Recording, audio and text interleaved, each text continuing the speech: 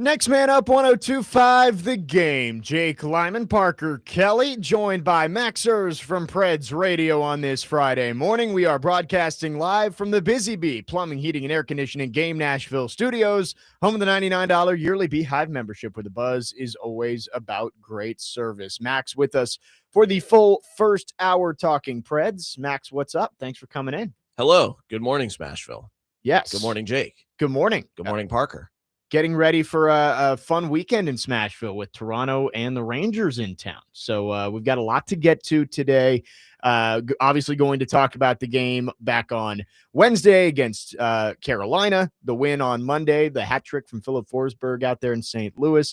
But before we get in on hockey, Max, I know you wanted to start with the news from yesterday, the passing of Sheila Crisp, obviously a pillar of the community in Smashville, the wife of Terry Crisp, and very sad to learn the news of her passing yesterday, but obviously had a great impact on a lot of people around the Predators in Nashville as a whole. Yeah, we found out right after the game on Wednesday night that she had died, and she had been battling breast cancer. She was in hospice care, and just unbelievably sad, and she died very comfortably. I definitely want everybody to know that. Her and Terry were holding hands. Their 3 kids were there. I think some of the grandkids were here as well. And one of her last wishes was, before she died, her wish was to still fly to Arizona for their annual big Christmas gathering. A lot of the family lives in Calgary. Wow. So even though that's not really in the middle geographically, that is in the middle. A little closer for both. Yeah. Yeah. So that was kind of the Chris family gathering spot, especially in the winter. And once she knew she wasn't going to make it, she said, I still need all you guys to go. So they are still going. And that was Sheila. And she picked the right time to go too, because we're going to have a really nice moment of silence for her, which will air on Hockey Night in Canada against her home provincial Maple Leafs on Saturday night. So yeah, if you're going to the game tomorrow, today's Friday, right? Yes. If you're going to the game tomorrow, 2 days without a game has completely messed me up. If you're going to the game tomorrow, please be in your seats by like 6:05 at the latest. The game is listed at 6. It'll start at 6:15 because of Hockey Night in Canada. The moment of silence, I think, will be at 6:10. So please be in your seats or tuned in on TV for that. But yeah, Sheila was incredible, and I'd encourage everyone to go to Joe Rexroad's Twitter and read the article that he wrote when Crispy retired from broadcasting. And he tweeted it out yesterday again. He said, I set out to write an article about Terry Crisp, and it ended up basically being an article about Sheila, which is so perfect. But yeah, she was exceptional. And the thing that gives me the most peace about it is, I mean, first of all, the way the family handles it, because they're exceptional people, but also the fact that her and Aaron Donick are back together, because they fought together. They were so close together. And when Sheila showed up to Aaron's service this summer in August, when we had a massive crowd there of over 600 people, and I can't even imagine what Sheila's is going to be like. It's going to be just the same. But Sheila was there. She had worn a wig a lot as she was going through chemo. And first of all, you would never know it. It looked just like her real hair. As always, she rocked it. But she was wearing a headscarf or a bandana and not a wig. And I liked the pattern. I thought she looked beautiful at the service. And I told her, I love your scarf. And she said, Aaron would yell at me if I wore a wig and didn't show everybody that I'm fighting too. So they were very close. And it's just another reason that UC Saros's Hockey Fights Cancer mask was as special as it was. Right. Because now we've lost both of them, and we're not going to lose partner. We're not going to lose Lexi Rogers. We don't want to lose anybody else. But I don't know. They're probably listening right now. So, right. Yeah, we'll miss Sheila so much. Crispy is the absolute best. He's handled this like a champ. And as Joe wrote in that article, they've been together since they were teenagers. Right. So, yeah, it's been a long time. It's been, their wedding anniversary is, I think, in the mid 60s, how many years they were married. Wow. I don't know how many years. I mean, it might have been almost 70 so about since they met. 60, 70 years. They're both in their early or mid 80s. Unbelievable. So. And I never had the pleasure of meeting Sheila, but I've met Terry a couple of times, and, just seem like great people. And you can clearly tell based on the reactions, the impact that they've had on plenty of people around here, and sending all of our thoughts and prayers to the Crisp family after the passing of Sheila earlier this week. And obviously going to be a special moment tomorrow night. So as Max said, if you're going out to the game as the Preds take on the Maple Leafs, make sure you get there early so you can be a part of that moment of silence to honor Sheila Crisp.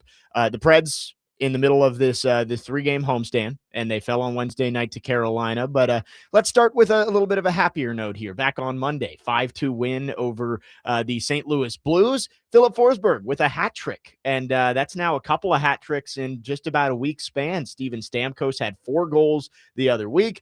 You've got 3 from Philip Forsberg, and it seems like the goal scorers are scoring goals for the Preds, which always goes a long way. Yeah, you love to see it, and both hat tricks were against the Blues, which is great because I know the Blues aren't the Preds' biggest rival. I don't think anybody would say the Blues have ever been the Preds' number one rival, but like they're always 2, 3, or 4.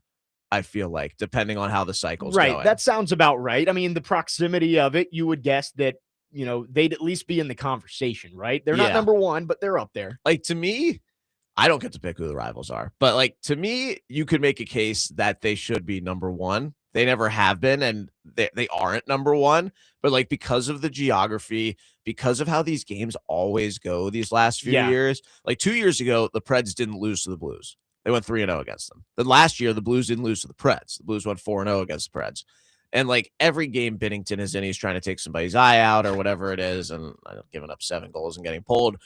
Or like I don't know, like Braden Shen is always fighting the Preds, like stuff like that. Like I feel like it's a fun little rivalry, even though I don't think either team is on track for the playoffs this year. Yeah. I think it's really fun when these two get together, and like there's something about a road hat trick in a division game. Yeah. Like Matt Wood's hat trick at MSG is cool because it was at MSG, but like even if the Preds had won that game, it's not like, screw you, Rangers. Like, we got a hat trick on your ice. Like, it's not like that with a cross-conference game unless it's the Penguins.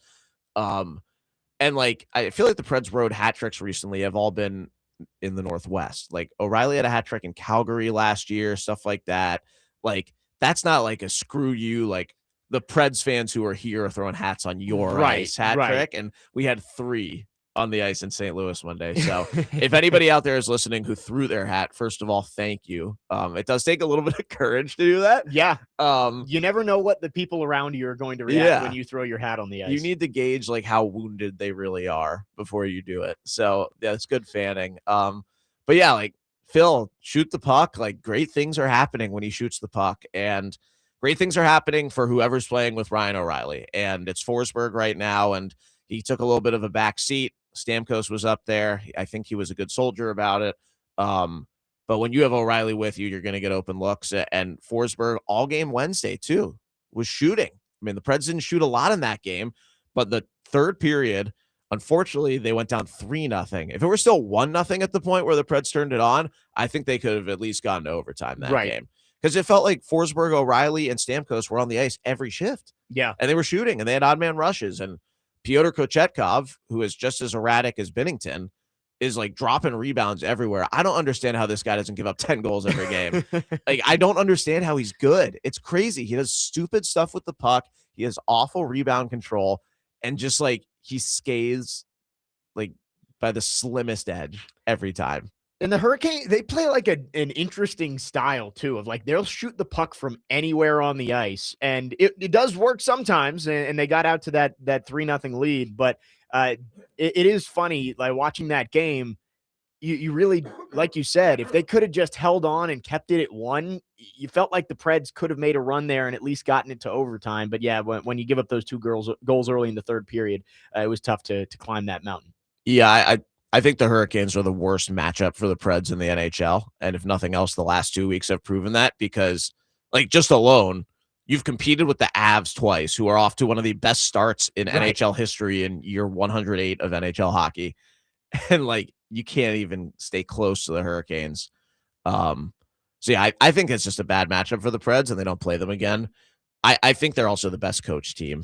I mean, they have the most unique system on offense and defense, and it works. I'd love to like, I never have the time when we play an opposing team to do like a longer form interview with somebody, but like, I'd love to talk to someone like Mark Jankowski, who I got to know well here, who's a player I really like, who's now on the Hurricanes, and he's our 4th line center. But like, I'd love to talk to him in detail, maybe in the off season, about like what it takes to conform to that because Yeah. they just drop guys in. Like Ehlers comes from the Jets. He looks great there, which Right. isn't surprising. But like, yeah, I mean, they have look, Jackson Blake has been killing us. He killed us in preseason. He's killed us in both games of the regular season. They've got him on an 8-year, $5 million a year contract. Stankoven only got $6 million a year for 8 years. Those both happened this summer. Like, first of all, these guys need better agents.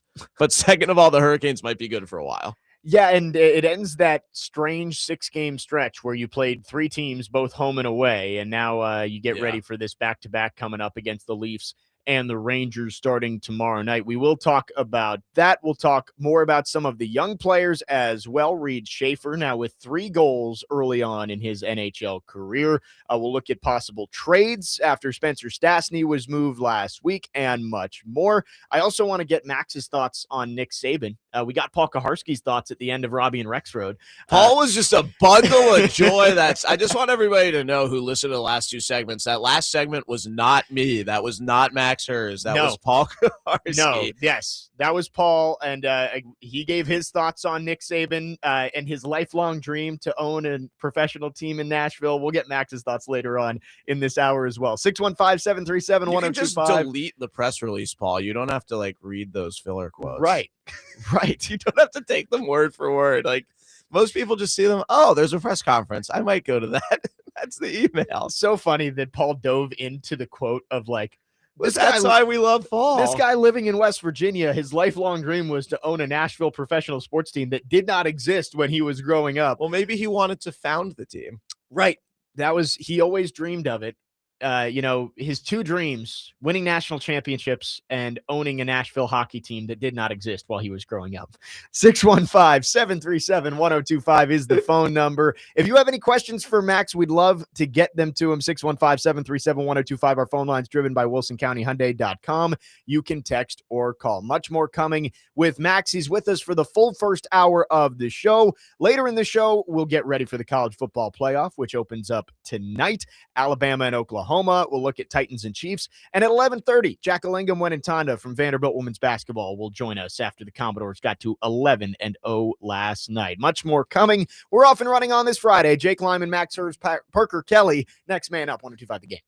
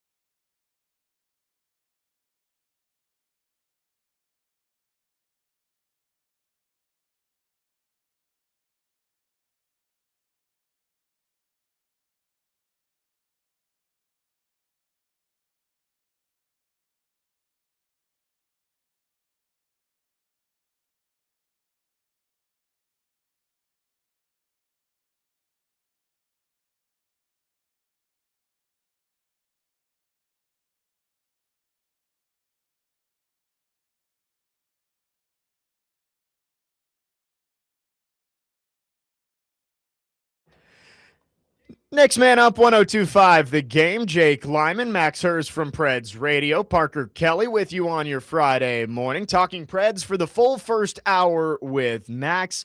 Preds have won 7 of 11 heading into this back-to-back against Toronto and New York coming up this weekend. And Max, you texted me yesterday preparing for the show that you're really seeing some of the coaching show up in this stretch where the Preds have been able to win more games than they haven't and get right back into the thick of things in the wild card race. Yeah, well, they've won 7 of their last 11. 2 of those 4 losses are to the Hurricanes. Yep. And the others are what? Winnipeg Jets, on the road? Yeah, Jets. And, well, no, Jets was at home. And Colorado. That was when they should have won, but Avs on the road you can take in a solid effort where they got. Actually, we need to talk about this because this is since the last time I came on with you. I don't think this got the play it deserved in that loss to the Avs on Saturday night. The goal that completely changed that game was on a delayed penalty, and it was like one of the softest penalty calls in NHL history. And you never find out what the call is because when they score on the delayed penalty, they don't announce it. Right. So like we never saw a replay of it. Hal and I were up there in the booth, like before it was an extended delayed penalty, and then they scored. But like as the Avs were bringing the puck up ice and their goalie was going to the bench, I was like, did you see the penalty, Hal? Because I didn't see anything.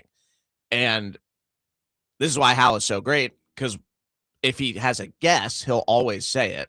He's like, no, I didn't see anything.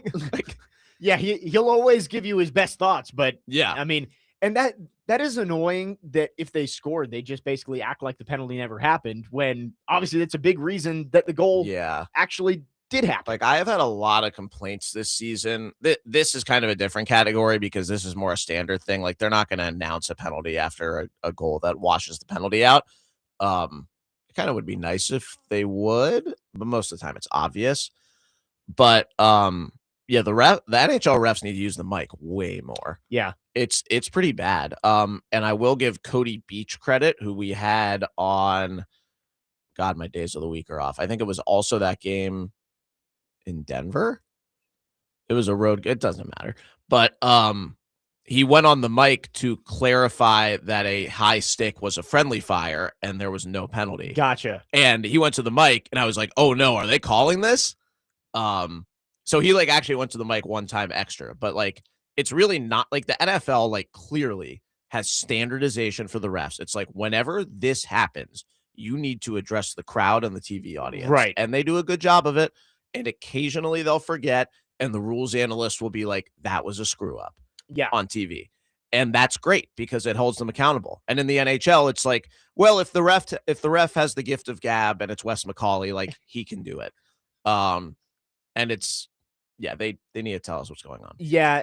No one has ever complained about too much transparency from the officials, I don't think. And that's why I think in baseball, it's been great that they've given the crew chief a mic because, yes, most of it is for review, but sometimes they can address something if there's confusion. And I don't know why hockey doesn't do that more often. I mean, I know why, because no one forces them to, but right. I guess that's true. If they don't have to, then they won't. But yeah, maybe I'll force them to, but, sorry, back on topic. Yeah, they've been solid. And I think you see pieces of Andrew Brunette's system and coaching strategy that led the Preds to the 18-game point streak 2 years ago. Yeah. Coming back in. And there was stuff at the beginning of this season. There were reasons why they were playing conservative. They had to shore up the defensive game first. With how bad it got last year, right, and how much Saros had to take on and all the grade A's and the cross-team passes and the crap that he had to deal with that was plan A to fix up this offseason, they had to put that into action first. And that's what training camp was based on. That's what the early season was based on. And it was tough because they didn't have Nick Hague for it, who was a big guy they brought in to address that net front problem. Yeah. And I thought Perbix really stepped up early in the year and played well in that shutdown role with Shea. I think his game has slipped a little bit recently, and Hague's been up and down. He's had his moments. But like that was what they had to shore up first. And that sacrificed a lot of offense. And that's why Steven Stamkos only had 1 goal in the first 14 games. Like he should have had power play goals in that time too. And that's a separate issue. We're talking 5-on-5 here, but like they were really defensive and conservatively minded at the beginning because they had to be. That was how they had to be competitive, how they had to play to do so. And now you're seeing more of that quick up, first in the zone. Oh my God, odd man rushes, 2-on-1. Yeah. Like they didn't have 2-on-1s in October, which is awful. Yeah, I mean, but they knew they needed to play a different way. And their record in October was okay. And we talked about it this week of, you're right, early in the season, if the Preds were going to win a game, it had to be that grinded out 2-1, 3-2 type game where you do just enough on the attack to be able to put the puck in the net a few times. But you're seeing the crooked numbers being put up now. You got 5 against the Blues on Monday. You had 7 against the Blues last week. You had 5 against Calgary. You're finally starting to see, as we said in the first segment, the goal scorers are scoring goals, which is always important for an NHL team. Yeah, I mean, it's to see Stamkos score is just so unbelievable. And like, I know it hasn't gone to plan, but I hope everybody is savoring the fact that a guy who's about to be the 22nd player in NHL history to score 600 goals, hopefully within the next couple of weeks, is on the Nashville Predators. Right. I think, the Titans fans out there could compare it to Julio Jones of like, yeah, it didn't work out the way you hoped it would. Is Julio Jones that good? I mean, Julio Jones is a Hall of Famer. Okay. I don't know if he would be quite Steven Stamkos level because he never won championships, but like you brought in a guy like Julio Jones and he was supposed to be the missing piece, kind of like Stamkos, and it didn't work out the way it's supposed to, but it was still cool to be able to look down and watch the Titans play and see Julio Jones out there. Okay, I'll take your word for it. I'm not the football expert, so I don't hold Julio Jones in that regard. But like, I mean, to me, it's still crazy to think about. The Preds have all-time leading goal scorers for 3 different franchises. Right. Yeah, no, that is Forsberg, crazy. Stamkos, and Marchessault. I keep forgetting to check if Marchessault is anywhere close to getting past. I don't think he is, because I mean, the guy who scores the most goals there now, it's Eichel and Barbashev, who haven't been there since the beginning. Right. And that being such a new franchise, it probably wouldn't take much for him to get past. But, I mean, because they've been around for what, 9 years now? Because their first year they went to the Cup. 9 for the Knights. Yeah. I think Marchessault is still pretty far ahead. Eichel will presumably get there eventually. Let's see. Career leaders in goals. Jonathan Marchessault still number 1. William Karlsson second. Riley Smith third. So he's got a little bit of cushion here still. Yeah, his line mates. I mean, Karlsson is still there, but how much? 30-something he's up on him? 27 goals. Yeah. So, and, I mean, Eichel is 80 back, and he's in 5th. Okay, so that'll take some time. Yeah. But I mean, Eichel's only been there for, I think, 3 full seasons now. So yeah. So he's at 112. So he's got a little bit of time to go to get up there to Marchessault. So he should stay around as the leading goal scorer for the Knights for a little bit here. Well, the other thing that I like from the Preds goal scoring perspective, like O'Reilly's been going the whole time. He's been generating more now, but it's in line with the system. Like, he's got the green light. He can lead chances. He can make his tight area plays. And that first goal Forsberg scored in the hat trick on Monday, that was all over. I mean, like, Forsberg's got the rip and it was a beautiful shot, but that was O'Reilly who made that happen. It is just funny. Like you said it, whoever plays with O'Reilly is going to get opportunities to score goals. And it honestly seems like since O'Reilly had that little come to Jesus moment in his post game where he said how horrible of a player he was, he has been creating chances for everybody. And it's been fun to watch. He's just like, Ryan O'Reilly is just the perfect Pred. Like, he's such a great fit both on and off the ice for the Preds and for Nashville.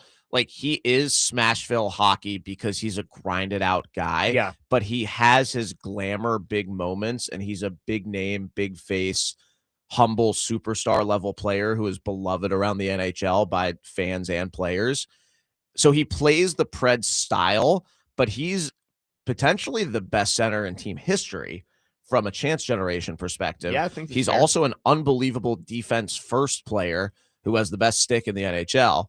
And also off the ice, he's a musician who is making music that is the team's win song and wants absolutely no credit for it because he doesn't want to distract from the fact that like the team isn't doing well. That's So hilarious. I mean, it's just so perfect. So you couldn't draw it up better for O'Reilly, and he's made Evangelista so great this year too. And the other one who I was going to say is Bunting. Michael Bunting is fourth on the team Right. with 9 goals, and he produces. He produces 5-on-5. He produces power play, and honestly, I would love to see Bunting stick around. Yeah, that's one of those trades that was questioned when Barry Trotz made it last year, and Bunting has been a good piece for this team on that. Is it the loud line that they The call loud it? line. Yeah, the loud line is back together. Marchessault got hurt last game, so they practice in about an hour and a half. So we will find out if Marchessault is there or not. And if he's not there, maybe a call up. I don't know. That's true. And we'll have to keep our eyes on it. 615-737-1025 is the phone number. Again, any questions about the Preds that you have for Max? We got 30 more minutes with him here on the program. Coming up, we will talk about some of the young pieces, including Reed Schaefer, and look at some possible trades the Preds could make after moving on from Spencer Stastny last week. Much more to come with Max Herz from Preds Radio. Jake Lyman, Max Herz, Parker Kelly, next man up, 1025 The Game.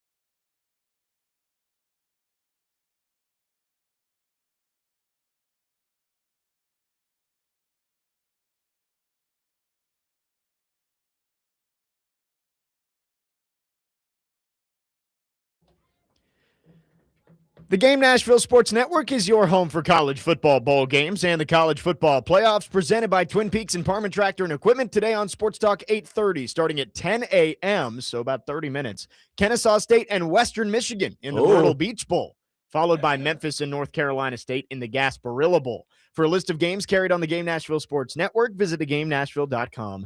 How about Western Michigan getting to go to Myrtle Beach? There you go. Good coup for those guys. Yeah, I mean, we got some good ones today. Well, we got all the college football playoff games on. I will be listening. We have good ESPN announcers for those games too. Yes, is it Mike Cousins tonight for Alabama, Oklahoma? Mike Cousins tonight. Then we got Mark Kestisher for the first game tomorrow. Those are on 102.5.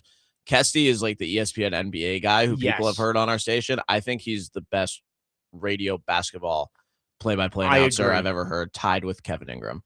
And I hold Kevin in very high regard.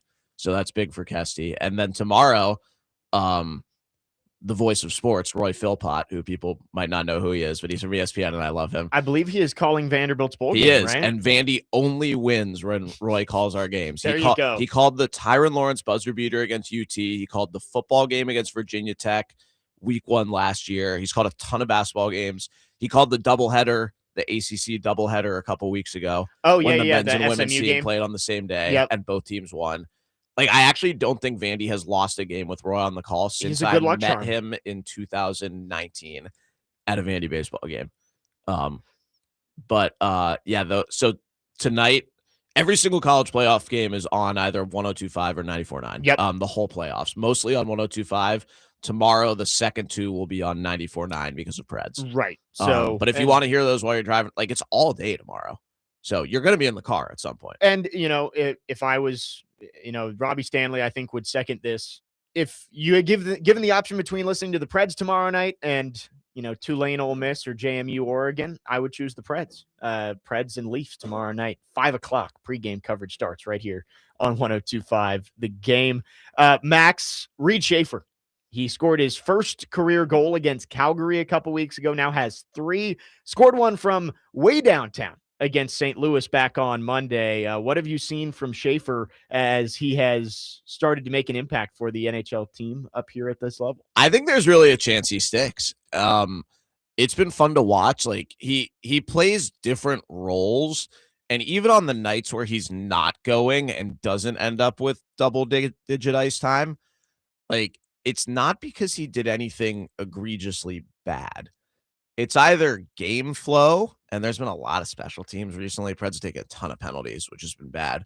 But like, it's not because Schaefer has had a bad turnover. And it's interesting because Wood actually over the last couple of weeks has had bad moments, and he plays through them, and it's okay. And he's 20 years old. But like, Schaefer still hasn't had one in 10 games.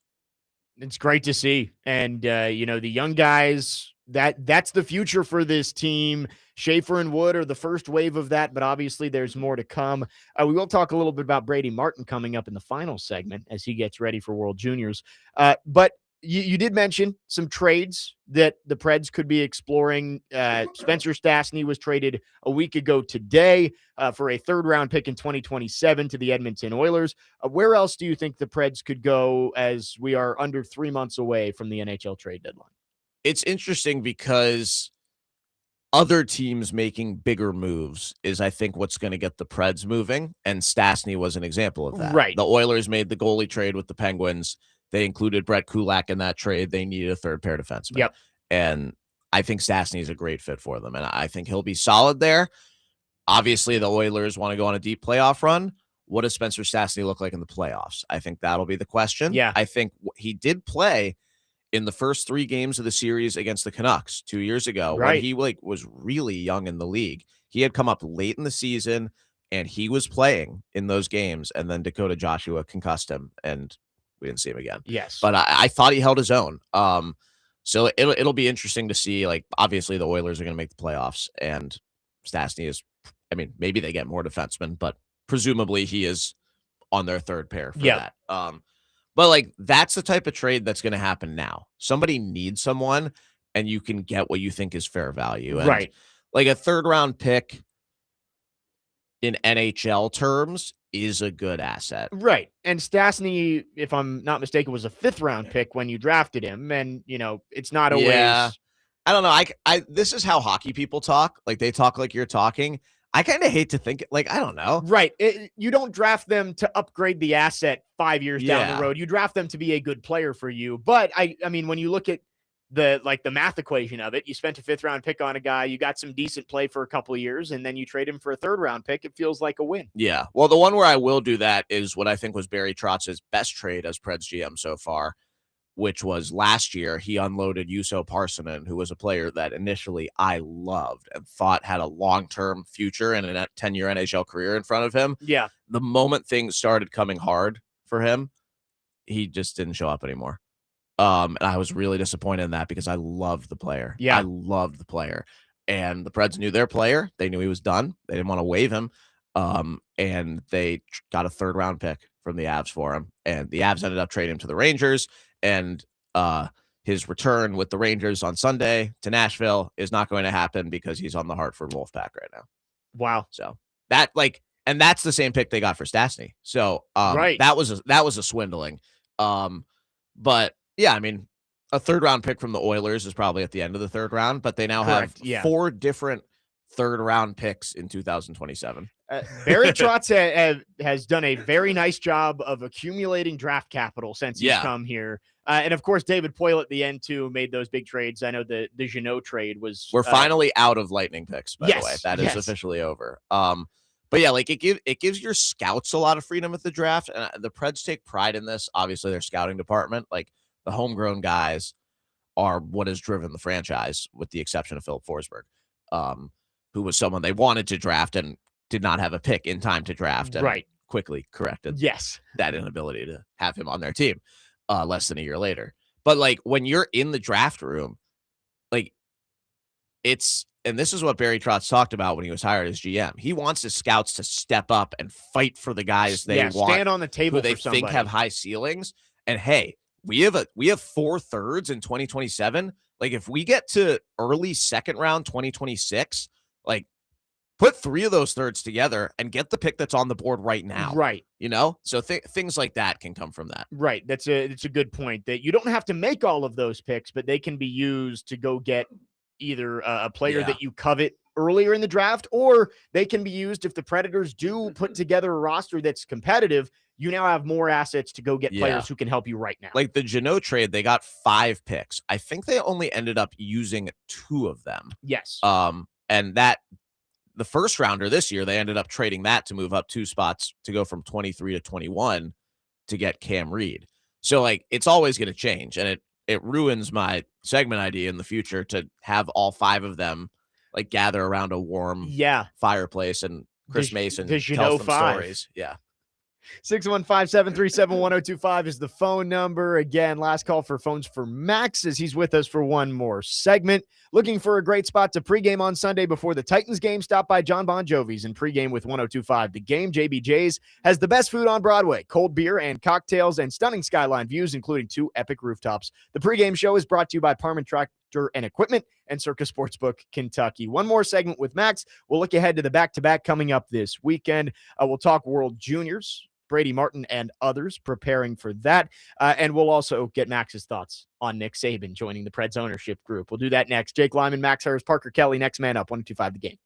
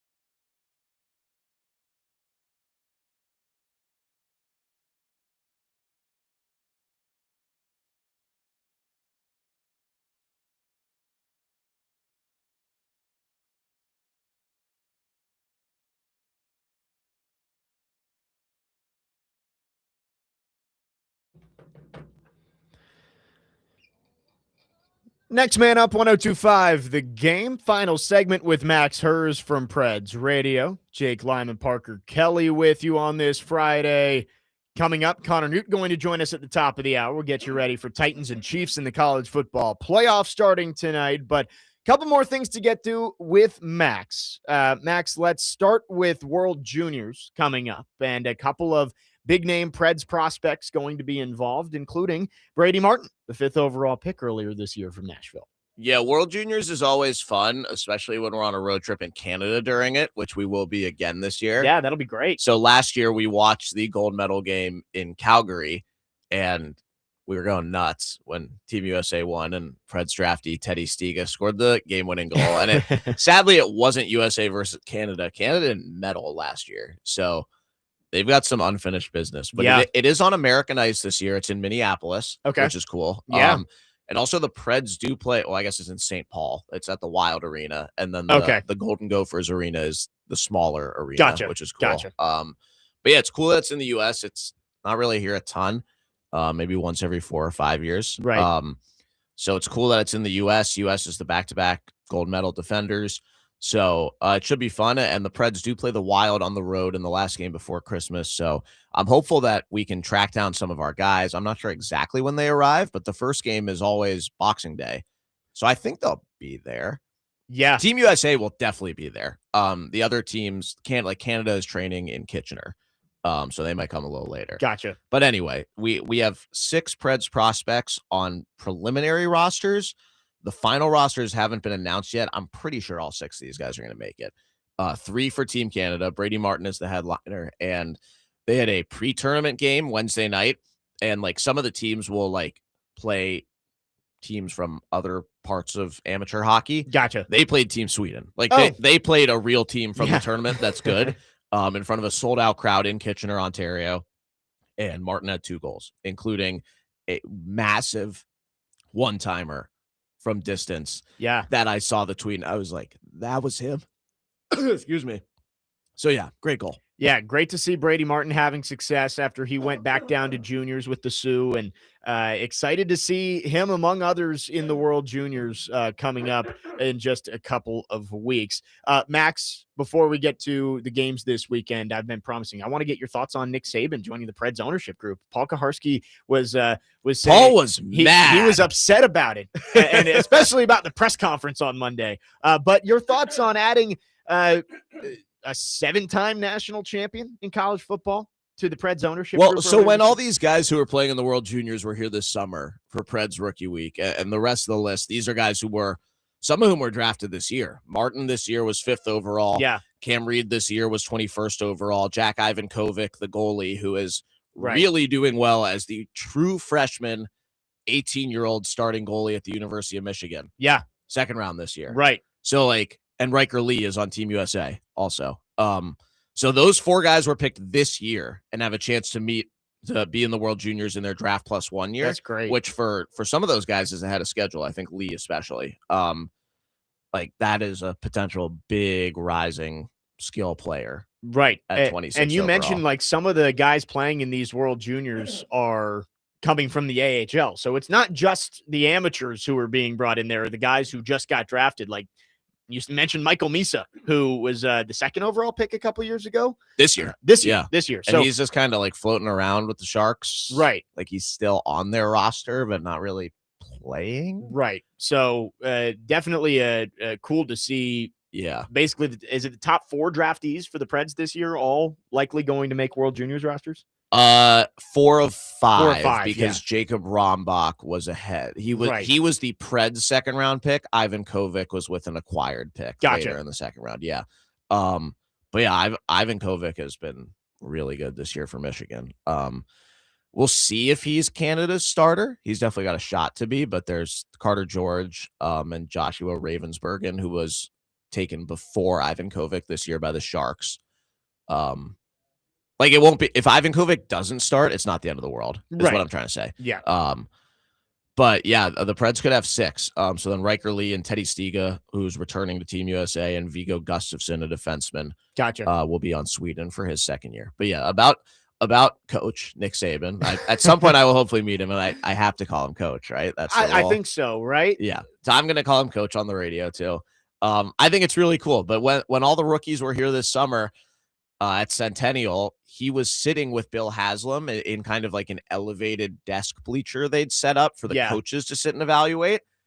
And I was standing with somebody and I'm like, is that who I think it is over there? And like, I was looking through 2 sets of glass and like, it's just hard to see at hockey rinks in general. Yeah. And I was like, wait, what? Why is Nick Saban here? And they're like, yeah, he's speaking to the rookies. And well, now we know he was doing more than speaking to the rookies. And Willie said this on TV during the game on Wednesday. I went to college game day at Vandy in October with Willie and Kara Hammer, which was really fun. And shout out to Amanda Brooks from ESPN, who's a Vandy alum, who set us up with VIP passes. And Michelle Kennedy, the team president, Madam President of the Preds, was in like the super VIP area that not even Willie could get into.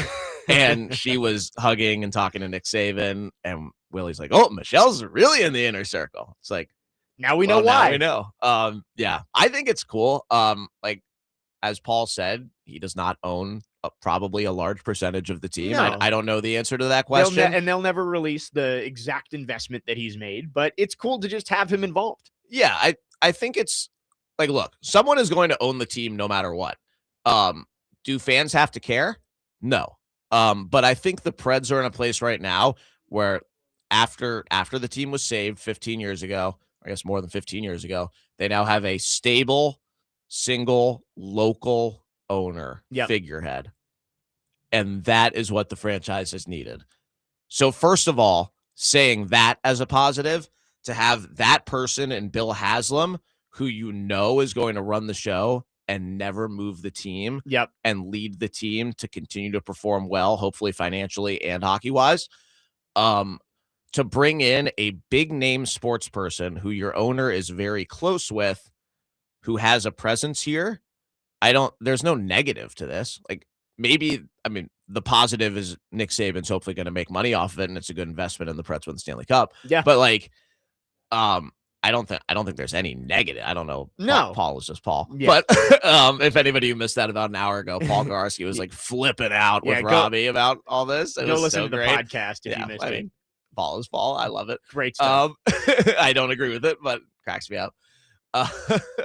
What else was I going to say? Now I'm thinking about Paul and just forgetting what I was going to say. Quickly before we let you go, Max, Craig on our text line asked the question, Max, is it just me or has Yossi been a little underwhelming by his standards this year? He's still playing well, but would like to see him put up some more points. Yeah, well, he missed 13 games in the middle with an injury, first of all, or 12 games. He hasn't had a stable partner. So I think those things all factor in. Yeah. So yeah, he has quietly produced though in, let's see, let me make sure I have my numbers right here. He has been back now for, oh God, I thought I had this written down. He has been back for 13 games and he has a goal and 8 assists. 9 points in 13 games. That'll play. So yeah, the production has been there. It hasn't been on big goals that he's been scoring. Right. But he had multiple assists in the Stamkos hat trick. He had multiple assists in the Forsberg hat trick.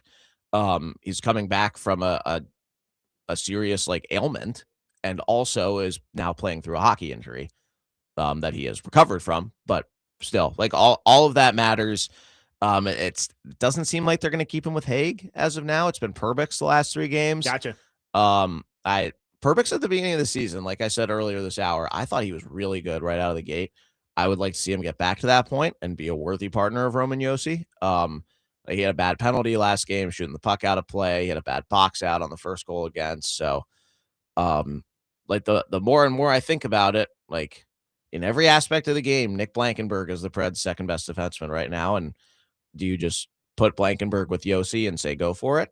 Does Wilsby go back with Yossi? Because I think Wilsby has been good recently, but he's been good with Shea, and Shea's been good with him. Right. So I don't think they're going to break that up. But like with Stastny gone, those are the options you have. And like Justin Barron is going to come back in at some point. Yeah. We've had Barron and Yossi happen a time or two. They seem to really like Barron. So maybe that's in play. I don't feel amazing about that. But yeah, I mean, I think a stable partner to answer the question is what's really going to help, but I don't think it's been as bad as the texter thinks. Preds have some options on the blue line. They've won 7 out of 11. Big back-to-back coming up this weekend. Leafs and Rangers tomorrow and Sunday. It's a 5 o'clock pregame tomorrow. And as we mentioned, 6:15-ish puck drop because of Hockey Night in Canada. So should be a fun weekend over there at Bridgestone Arena. Yeah, and if you are coming tomorrow, please be in your seats by 6:05 for the moment of silence for Sheila Chris, please. We want everybody to be able to join us together for that. 100%. Max, always appreciate you coming in. We won't do it next week because of the holiday, but hope you have a great holiday, and we'll see you in 2026. Yeah, I'll talk to you 2 weeks right now, I think, from Calgary. There we go. On a long road trip. Yes. Long one. After this weekend, the Preds do not have a home game until January 8th. Wow. 7 road games in a row. Yes. So we will talk to you from out there in Calgary on January 2nd. Hope you have a great holiday in the Preds with a couple big games coming up this weekend. Always great having Max on. When we come back, Connor Newt will join us. We'll talk some football for the next hour and a half. And don't forget, Jackalingam and Tonda from Vanderbilt Women's Basketball going to join us at 11:30. Next man up here on 102.5 The Game.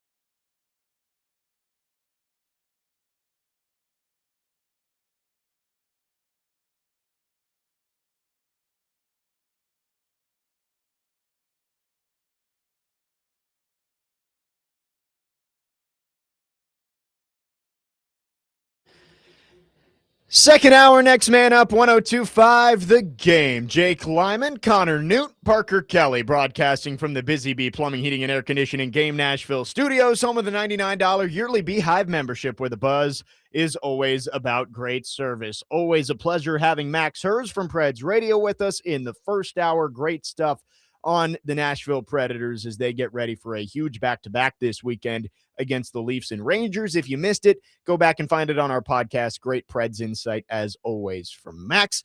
Connor Newt joins us now. Connor, thanks for coming in. Hello. Thanks for having me. It was a party last night. Yeah, I know. I was over at Memorial Gym. Vanderbilt getting the win over Albany, 64-35. There we go. It was a low-scoring game. I tell you, the Great Danes, they like to run the shot clock down.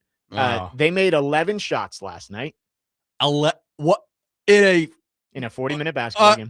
I'm speechless. Yes, I got nothing. The Albany Great Danes, 11 made shots, 21 turnovers last night. Vandy played some great defense. Nice. So sounds like a hell of a game. Vandy 11-0 for the first time in 30 years. There you go. And both programs are undefeated. Yes, and Jack Alengam Tanda from Vanderbilt will join us at 11:30. Say that again. Jack Alengam Tanda. One more time. Jack Alengam Tanda. I'm gonna get this down before she you'll get comes it. on. She comes on at 11:30. We're excited to have her talk about the great starts of the season and Vandy looking ahead to SEC play. We will talk the college football playoff, but let's start with some Titans here. Okay. Titans and Chiefs coming up on Sunday, and I've been kind of poking at it this week about what I expect this week. Is it bad that I kind of think the Titans are going to win on Sunday? No, because I think, barring expectations of what you have of the Chiefs, they're a completely different team right now. We don't know what to expect from the Kansas City Chiefs because of the experiences they're having. What is this? The first time since 2014 they haven't mathematically been able to compete for a Super Bowl? It's like 200 straight games where mathematically they have been alive ridiculous to make the playoffs. So we don't know what the Chiefs look like. That said, I tend to think the Chiefs are going to come in and win because the Titans like to do this really cute thing. It's really, really cute that they do this. Anytime a backup quarterback comes in here, they make them look like a first ballot Hall of Famer. That is true. And Minshew Mania is coming in here, and we're very familiar with Minshew Mania and what he's capable of doing. I want to say Gardner Minshew has probably faced the Titans the most in his career as a starting quarterback. Would that be fair to say? I mean, having been with the Jaguars and the Colts. I mean, he was the starter for the Jags the year before they got Trevor Lawrence. Well, I remember he was the starter in 2019. And the Titans opened the year, they beat the Browns, and then I think they lost their second game to the Colts. They did. They lost their second game to the Colts. And then they had a week 3 Thursday night game against the Jags. You know, the old classic Jaguars and Titans Thursday night game. Were they in the mustard and we were in the all blue? Probably. And I remember it was Gardner Minshew's third or second career start or something like that. And I was like, oh, the Titans are going to wipe the floor with him. And of course, the Jaguars won. We got a breakaway score over in the Myrtle Beach Bowl. Oh, wow. I forgot. Yes, that's going on right now. Sports Talk 830. If you listen to some of that. Sorry, but I was distracted by the Gardner Minshew has surprised me before. I'm less worried about the quarterback. I mean, obviously, the drop off from Mahomes to Minshew is steep, but you make a good point that the Titans have no problem making bad quarterbacks look great. There's just something to me about. We talk a lot about losing culture when it comes to the Titans. The Chiefs are the opposite culture. Yeah. Andy Reid, I think, is too good of a coach to let a loser culture slip into a playoff eliminated team. I think he's going to go in and go to that Kansas City Chiefs locker room and say, we may be out of it, but let's carry some momentum into the next season, which, contrary to popular belief, is a thing from season to season in the NFL. I think he's going to say, we're too good of a team and too talented of a roster to be playing like this, especially against probably the league's worst team, or one of them at least. I think he's going to say, let's go out there and prove that we are still capable of putting on a show. Without our starting quarterback, without some of the pieces that we're supposed to have, I mean, I don't think they're going to phone it in. That's just me. That's just what I know about Andy Reid and the Kansas City Chiefs. Could the Titans come in and win? Absolutely. Could they come out and crap the bed? Absolutely. That's, I think, the allure in this game is it's such a coin flip, which I didn't think I'd be saying about the Titans and the Chiefs I know. about 6 weeks ago, but it's such a coin flip that I could see it going either way. Well, and that's the conversation we had is the Titans build this as the premium game on their home schedule. Oh, yeah. If you're going to be in the seats for one game, it's got to be this one right before Christmas against Patrick Mahomes and the Chiefs. And instead you're getting Minshew Mania and a 6-8 Chiefs team. The Titans are obviously capable of losing to absolutely anybody. Oh, They've yeah. proven that this year. I mean, they lost to the Raiders, and we're seeing how horrible the Raiders are right now. But I don't know how this Chiefs team gets up for this one, right?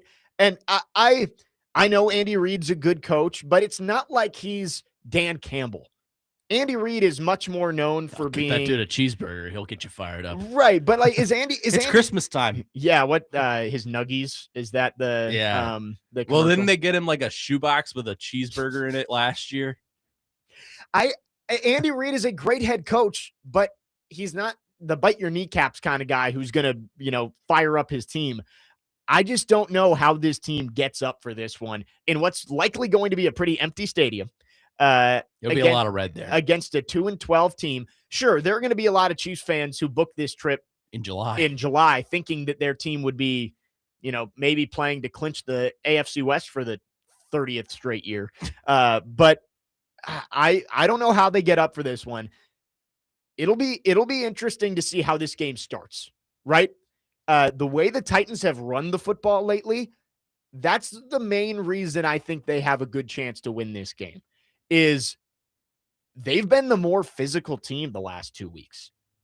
They got outskilled last week by San Francisco, but they were running the football effectively. They stopped the run.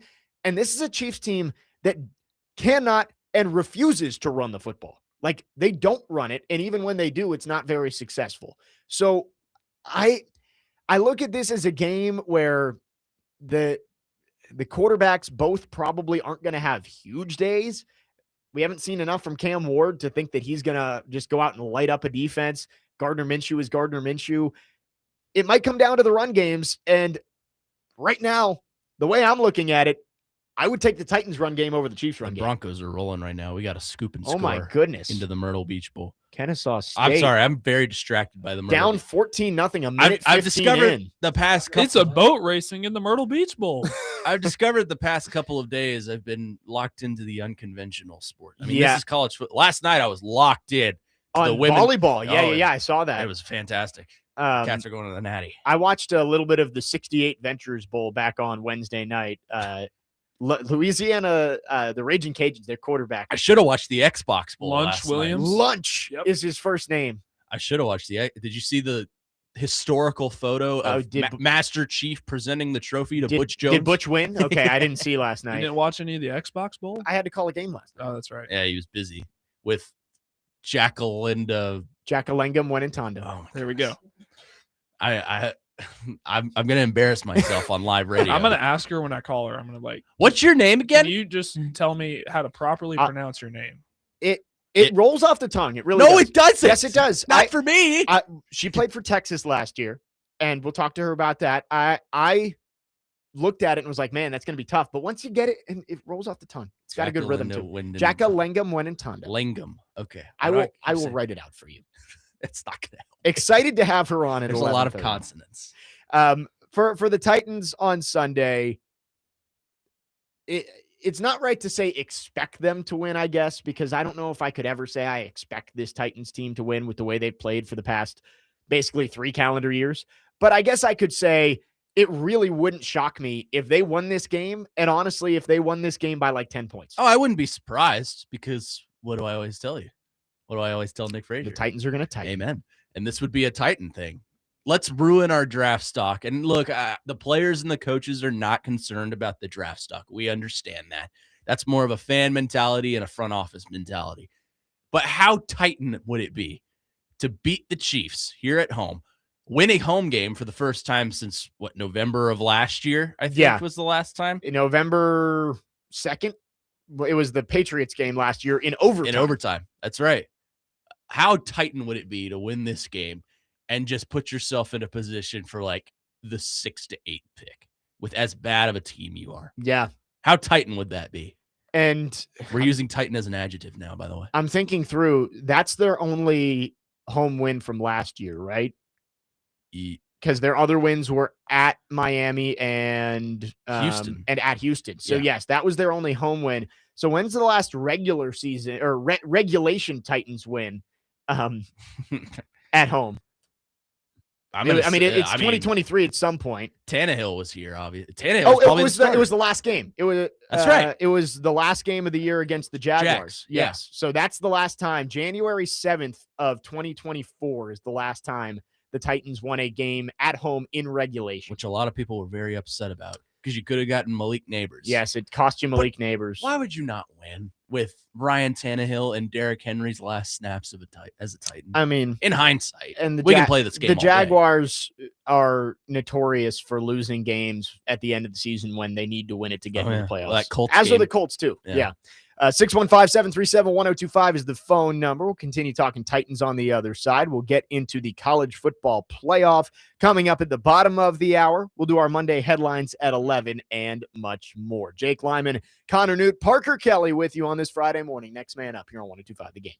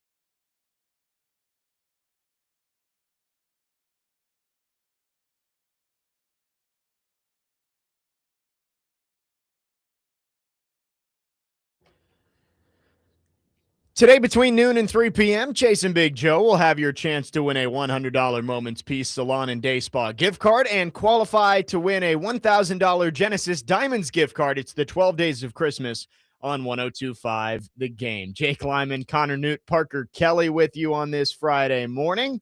I hate Christmas music, by the way. Really? Oh, yeah. Not a fan. That's a good crossover there between Christmas music and our usual Friday taste. I mean, my mom and my sister get really upset with me when I say I don't like Christmas music. What's the reasoning? It's just hokey to me. Corny. I think it needs to be in the right. Do you have a soul? It's got to be in the right, vibes. But I like Parker's getting us in the Christmas spirit. It's tough to get in the Christmas spirit sometimes. Oh, I'm into Christmas. Are you a Grinch? No. Bah humbug from Connor. There's no one in this room more excited for Christmas than I am. Your heart needs to go through. My niece and my nephew are coming. I'm excited. 6 days away. And excited for that. We'll have a couple shows next week ahead of 4 Christmas. days till Armageddon when a 3-year-old runs wild in my house. Wow. That's something to look forward to. I will not be sleeping in Christmas Day, unfortunately. Yeah, but there's something nice about that, right? Oh, I'm sure it keeps you young when you get up at 5 or 6 a.m. on Christmas. Let me tell you, morning. I've learned that little boys are easy to shop for Christmas when they're related to you. I have to be very careful about what I'm saying. Yeah, no, it's true. That exactly what they want. There's 3 things that they're into: Spider-Man, trucks, and dinosaurs. There you go. Those are the 3. No, it's true. It makes it nice and easy. You know exactly what they want. Excited for Christmas. It's coming up in about 6 days. 2 days from now. In about 6 days. Exactly 6 days. Sorry. We are 6 days away from Christmas, 2 days away from the Titans and the Chiefs on Sunday in week 16. And this one, I think it's going to be an ugly game. I really do. I think this is going to be a game that ends like 17-13, something like that. It's the kind of game you can throw on, take a nap, and wake up and feel like you didn't miss anything. Yeah. And it's like golf. But it is funny. I said the exact same thing about the Titans and Browns game a couple weeks ago. I said that I would be surprised if I think my Monday headline was there would not be an offensive touchdown scored in this game. And then, of course, they put up 60 points combined. Yeah. So I guess got to be prepared for everything on Sunday. Yeah, I agree with you, though. I think it'll be an ugly game. I just feel... Look, people are going to nitpick that Gardner Minshew last week, he came in for 3 plays and looked just completely unprepared, which is fair. It's what happens. But in a situation like that, in a do or die moment, I mean, the Chiefs needed a score there. Right, or they were eliminated from the playoffs. Right. Which is what happened. There was a lot riding on him, and I understand, like, he's a veteran, but he's also a backup. You don't throw in a backup and expect him to deliver you to the promised land when you're in a do or die situation. If we don't score here, we're not making the playoffs for the first time in 11 years. Yeah. So I understand why. And there's a lot of pride in that locker room, I'm sure. And if Patrick Mahomes had been healthy and was out there on Sunday, I would not be even considering the Titans winning this game. Oh, yeah. Because I think just having Mahomes out there would make sure everybody is still playing hard. But God, it's got to be a gut punch for that team. Not only do you have nothing to play for, but Mahomes is out. It's like, how do you get up for that? And they've got to play on Christmas too, which that's got to be tough for against those players. The team that's probably going to win their division. Right. I mean, did they play? No, they didn't play on Thanksgiving this year. Oh, no, they did play on Thanksgiving. They played the Cowboys, right? So they played on Thanksgiving this year. They're playing on Christmas this year. They're missing time with their families. They're eliminated from playoff competition. They're trying to get their star quarterback is out. It's going to be an ugly game, and it wouldn't shock me if the Titans ended up winning it, which obviously does hurt your draft position. The Titans currently are tied for the worst record in the league. They would lose the tiebreaker with the Giants and Raiders. They would be the 3rd overall pick right now, but the Giants and Raiders do play next week. So one of those teams has to win. Once in a lifetime. Oh, yeah. The toilet bowl. The Titans do play the Saints next week. If the Titans were to win, they would fall down as far as 6th in the rankings, which if you win one game the rest of the way, that's the lowest that you could pick. And the Jets, the Browns, the Cardinals all have 3 wins right now. So really, no matter what happens, unless the Titans magically find a way to win 2 out of 3, which given what the track record does not seem likely, they're not going to pick outside of the top 5 almost certainly. But we've talked about it that picking in the top 2 that's where you have the opportunity to hopefully trade back. And right, but if you stick and pick, I feel like you have options. You're to fill a still premium. going to get a really good player. That unless the Titans win 2 out of their last 3, which again is unlikely, you are going to get a blue chip player at the top of the draft. You're going to get a really good player, which is what you need. That's what you need. But if you want to pick in the top 2, which is where you could parlay that into more draft capital, you have to lose that. You have to lose that. Yeah. And TD made a good point yesterday. We were talking about Jeremiah Smith, that we were having the same conversations about Marvin Harrison Jr. the year before he came out. Fatigue. Of it's like, man, there's a lot of good players in this draft, but man, I can't wait for Marvin Harrison Jr. to come out. And you should get first-round picks for next year when Marvin Harrison Jr. comes out. And not that he's a bad player. I still believe in him. He has not been a generational talent like everyone expected him to be. There's a guy like that every year, though. Like Kyle Pitts was one of those guys. Right. And I don't think he's been utilized correctly in Atlanta, but, we were talking about him. Oh, he's going to be a better tight end than Gronk. He might be the greatest tight end prospect ever to come out. Right. And Trevor Lawrence was that. Arch Manning is that right now on some level. It happens all the time of like these prospects get hyped up and if you don't come out and immediately look like a Hall of Famer, then you're a disappointment. But there's also examples of these great prospects who are touted as the next big thing and they live up to it. Jamar Chase would be an example of a guy who coming out of LSU, his quarterback, it was, man, Burrow wasn't that. Burrow was like a 6th-round pick heading into his senior year. I'm talking about like his billing heading into the draft. Sure. We were like, he is the number 1 pick. He's going to be a top 3 quarterback in the league. And but like could argue Jamar Chase was one of those guys who heading into his year, and I know he opted out his last year, but it was like, oh, teams cannot wait for this guy to be in the draft because he's going to be that guy. And he is that guy. But he's that guy, pal. He is that guy, pal. Trust me. So you don't know what you're going to get with Jeremiah Smith, but I think the Titans, no matter what happens the rest of the year, they're going to get a really talented player. If you want a wide receiver, I love Carnell Tate. I think that would be a great guy to get. Arvell Reese or some of these guys at the top of the draft. Those are my 2. But look at that. Yeah, give me somebody from the Buckeyes. It seems to work out more. I like Reese better than Bain. Bain has been slipping, at least based on what we've seen this week. And I like Tate better than Tyson. Jordan Tyson. Yeah. We have no idea how the board's going to sort itself out. It's way too early for that. It's draft talk in December, baby. We've got 3 weeks to go, and I think you look at it this way. If you lose all 3 games, you're going to pick in the top 2. That is guaranteed. You win 1, you're probably still in the top 5. You win 2 or more, that's when you slip into that 7, 8, 9 area. And you might be getting out of that blue chip range that you could be in. So that I would guess Titans are going to win 1 of their last 3. I think they win 1 of these next 2 games against the Chiefs and Saints at home. I could see it. I could see a role where they win 1. I could see a role where they win 2. Because I don't think the Saints are that good. They're playing good football right now, but I would agree. The only thing that I think is not going to happen is they're going to win all 3. There's not going to zero chance of that. There's less than 0% chance of that. I mean, you could see maybe the inevitable split with Jacksonville that seems to happen every year. Well, and if Jacksonville right now, they're game up in the division. If they end up clinching it before week 18, maybe they start benching some guys. You might be facing who's their backup down there now? It's not Mac. It was Mac Jones last year. I know that.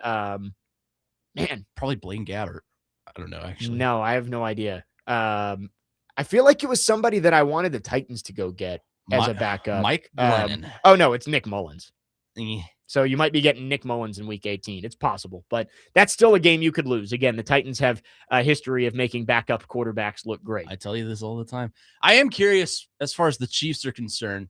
The player I think their offense is hinging on now, what does the connection between Gardner Minshew and Travis Kelce look like? Because, I was going to say Rashee Rice. Well, him too.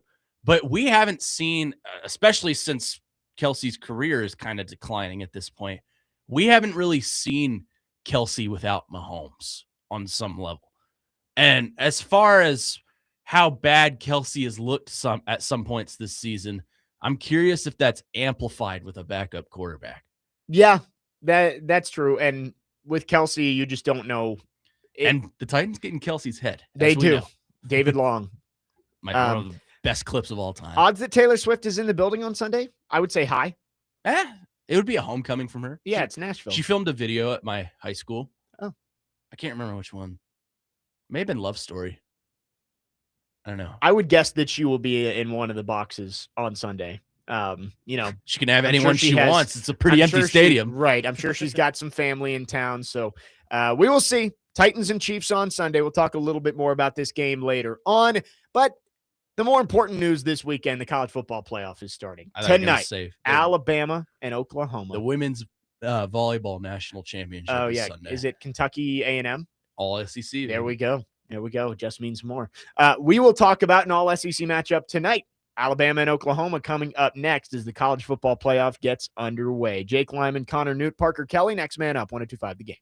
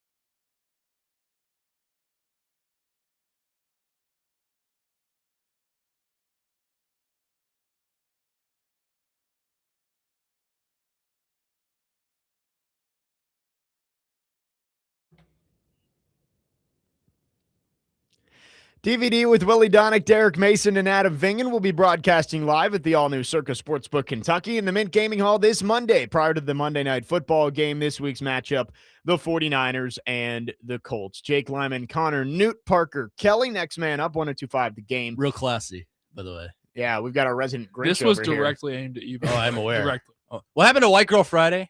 Please. It's Christmas time. Can we go back to that? I tried doing that with the first song with Mistletoe. Yeah, but I you didn't told like you that. I don't like Christmas music. I just don't. I end it with Grinch. I just had to get that in there. January 2nd, we can get back to it. We'll play a couple White Girl songs. You know how picky I get about things. Uniforms, Christmas music, Christmas decorations. Old that's man about it. yelling at cloud over there. Yeah, I am an old man yelling at cloud. You know how upset I get about these things. I think I have like undiagnosed ADHD or something like that. But regardless, 615-737-1025 is the phone number. Our phone line's driven by WilsonCountyHyundai.com. Appreciate Matthew in Nashville reminding us here. He says, I missed the first hour of the show. Have you guys had a chance to discuss the wildest 2-point conversion we've seen in our lifetimes? It is malpractice that we have not talked about this game yet, and I apologize. We had Max Herz on for the first hour talking all things Preds. What a game last night. I was not able to watch most of it live because I was over at Vanderbilt, but 38-37 in overtime. The Seahawks go for the kill shot with the 2-point conversion at the end of overtime to win that game by 1. Sam Darnold looked like he threw it away and choked when the lights were on. Late in that game, early fourth quarter, the Rams drop a defensive tackle into coverage, and Sam Darnold hit him right in the chest for an interception. Looked like the game was over, but then Rashid Shaheed gets the punt return for a touchdown. with Al Michaels' greatest call of his career. I love Al Michaels. He is an absolute legend, Hanging up. but it's time. Mm-hmm. It's time. That Rashid Shaheed touchdown call, I mean, he was saying that he caught it while Shaheed was like 10 yards from the end zone. It was tough. But what a game last night. The Seahawks able to get the win, and they take the driver's seat for not just the NFC West, but the number 1 seed in the NFC as a whole. Which is crazy. And I think that's why the NFL has been, outside of the Titans, pretty fun this year because it's so wide open. Like, I couldn't tell you. I was on the train of, I think the Rams are Super Bowl contenders. I still think they are, but they're obviously not in the driver's seat of their division or the NFC anymore. So it's going to be fun to see how things turn out. I especially in the NFC. The NFC is going to be really fun. Yeah. I mean, the Packers have an interesting conversation, although they're without Micah Parsons for the rest of the year as he tore his ACL. The Bears have come on, kind of like someone here told you they would. You did too. So We both picked the Bears to have a decent year. we did. I don't know if I expected this much from them. No, but they're having a good year. They're in the thick of They're things. going to make the playoffs, I think. The AFC, I think, is going to be great too. The AFC, you don't have Mahomes, Manning, or Brady for the first time since 1998 in the AFC playoffs. We went through this the other day, Connor. I don't know if you heard the conversation about the quarterbacks who have represented both conferences since 2002. I did not. There have been 6 quarterbacks to represent the AFC in the Super Bowl since Oh, I bet I 2002. I bet I can get these. Yeah, can you name them? Brady. Yep. Manning. Yep. Mahomes. Yep. Let's see here. Roethlisberger. Yes. And then the 2 others only went once. Flacco. Yep. And Most recent one. who was in the last? Well, other than Mahomes. Burrow. Yes, Joe Burrow. Those There are we the go. 6. There have been 19 that have represented the NFC in that span. So that just shows you how hard it's been to get to the Super Bowl out of the AFC with the generational quarterbacks that have been there. This year, we will add a 7th because Burrow and Mahomes are both not going to make the playoffs. But we'll talk more about that throughout the rest of the NFL season. The college football playoff starts tonight. Alabama, Oklahoma, rematch from the regular season. Oklahoma was able to turn over the Tide 3 times down in Tuscaloosa earlier this year. You could say a large reason Vanderbilt was not in the playoff conversation was because Oklahoma won that game, and now a rematch in Norman tonight. This one is interesting. Oklahoma, their offense is not great. John Mateer, after a strong start to the season, has been kind of just average. But that defense is really good, and Alabama has struggled over the last few weeks. Yeah, but it's a revenge game in some fashion. Oklahoma's beaten Alabama twice in a row, and now they get to come to their place in Norman. So I think it's a big toss-up. Honestly, if you were to ask me who I think is going to come out on top, I think it's going to be Alabama. Really? I think Alabama's motivated. They're inconsistent, but when they're on, they're on. I think the quarterback play leans in the direction of Alabama. I'm not on board with John Mateer, at least since he's come back from injury. He has not looked the same. Joe Rexroad said that Ty Simpson has been banged up with a back injury. So he has. I am with you on this. I'm going to pick Oklahoma, and I did pick Oklahoma earlier this week. But I think Alabama is the biggest wild card in this playoff. They're a team that could easily lose their opening game, but if that team gets hot, they're talented enough to beat anybody in their path. Right. And go all the way to the national championship. I would agree. I mean, it's one of the two teams on that side of the bracket. It's either them or Oregon that I think is the wild card and can that side of the bracket, I think, is more fun. It's more wide open. The other side, it's Georgia or Ohio State. It's Georgia, Ohio State. Like, that's going to be the semifinal. And I said it earlier this week, I think the winner of that game wins the national championship. I said that too. I think Ohio State, Georgia is basically your pseudo-national championship. I said that too, and you can hear that tomorrow from 9 to 11 a.m. There you go. Which is absolutely live. It's absolutely on live. the weekend huddle. I right promise here on 102.5 The Game. It's live. It's definitely not been recorded, so we can enjoy the holiday week. No. But the other side of the bracket, all respect to James Madison and the Dukes, I think anybody on that other side could make it to the national championship game conceivably. Like Indiana, I think, they deserve all the credit in the world for being the 1 seed. I think we're going to learn a lot about them this playoff. Yeah, because they're going to have to play Alabama or Oklahoma in the Rose Bowl coming up in about a week and a half. And then you've got Oregon, Texas Tech might be one of the more fun games of the playoffs too. Texas Tech I think they're capable of going all the way. Texas Tech's defense, that is going to be a factor. And I mean, Jacob Rodriguez should have gotten some Heisman votes. He did. I mean, he finished 5th. Yeah, but I'm saying maybe over Jeremiah Love.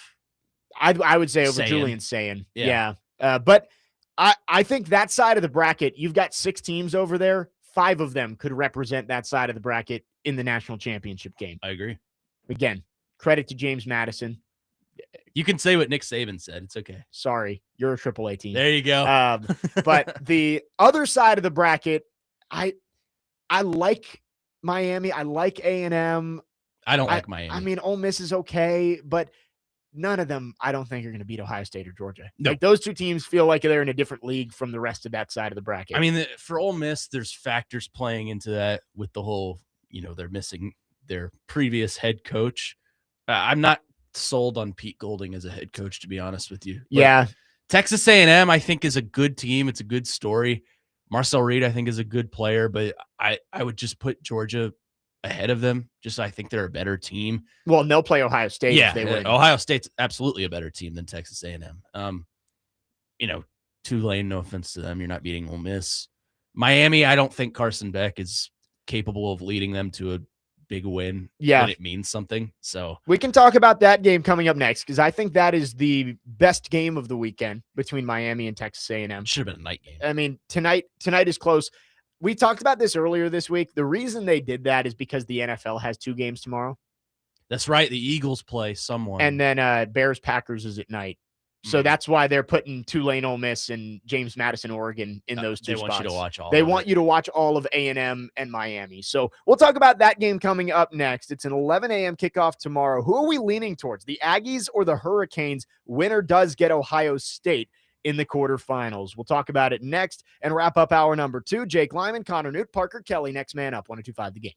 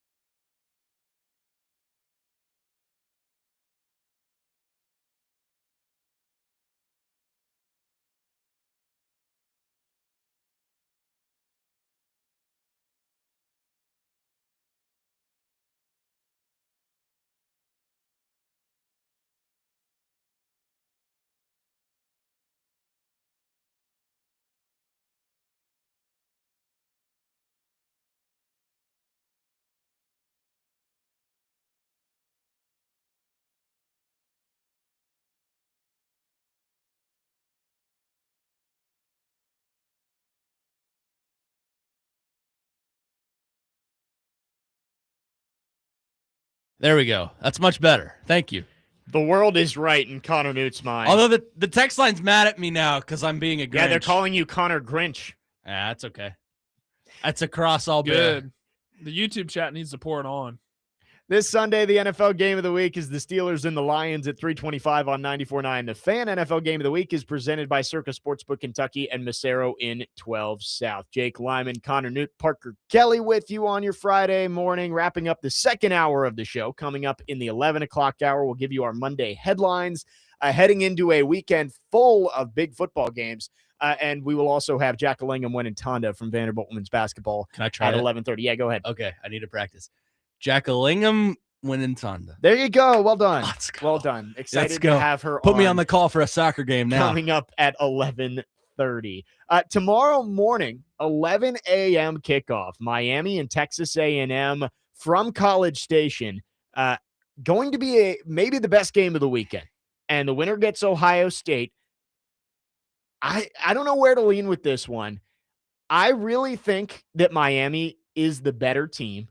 And I think Miami wins it as long as Carson Beck doesn't throw back-breaking interceptions. It's going to happen. I promise you. And that's why I'm not confident in it. I'm going to pick Miami, but, you look at you ACC homer. Look at the Louisville game this year. Like, Miami outplayed Louisville in that game, but Carson Beck threw 4 picks. And it's like, you just can't come back from that. He's got to take care of the football. If they can jump out to an early lead, Miami's pass rushers can make things difficult on Marcel Reed.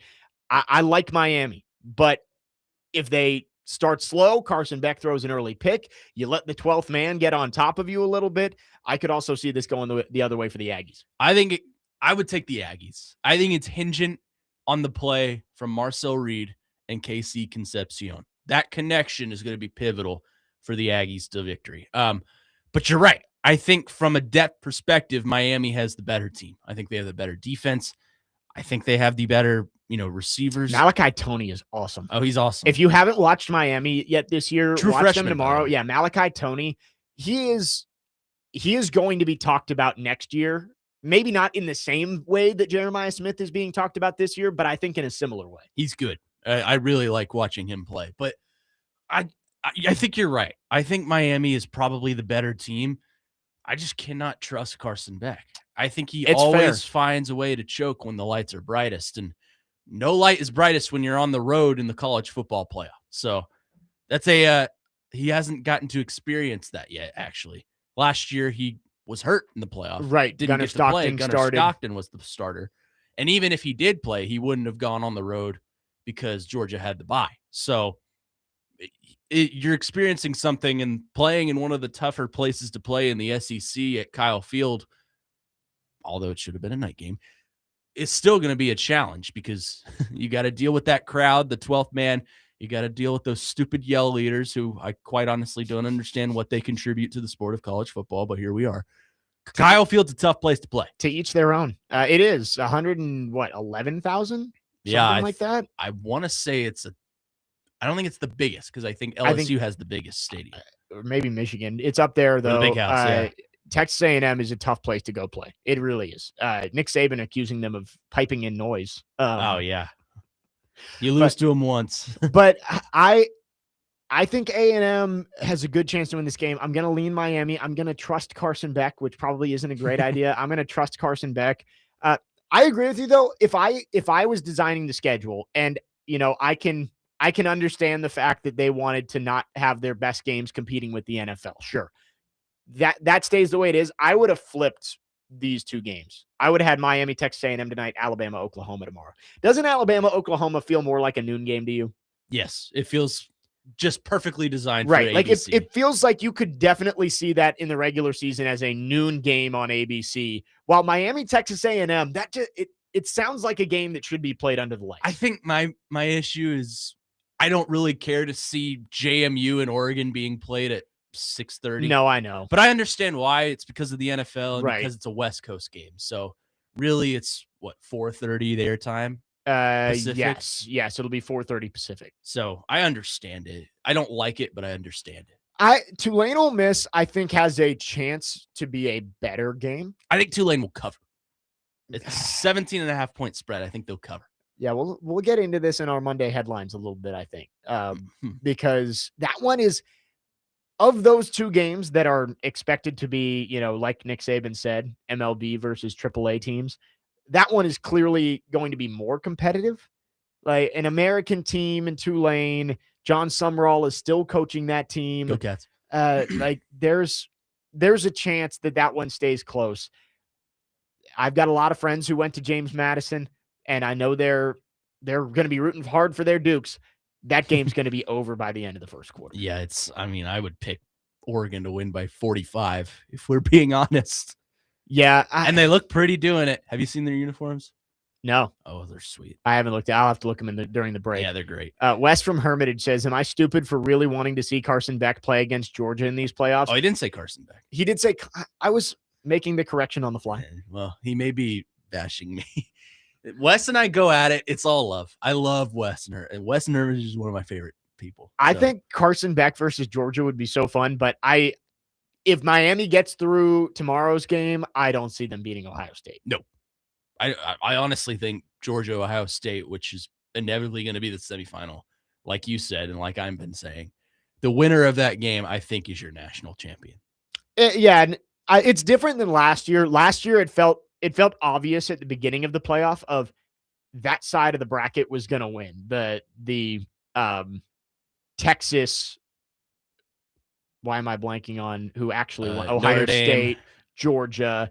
That side of the bracket seemed obvious. That was the one that was going to win, other than Notre Dame, Penn State, Boise State, and that side. I think this year the teams on the other side are intriguing, and they could put up a good game for sure against Ohio State or Georgia.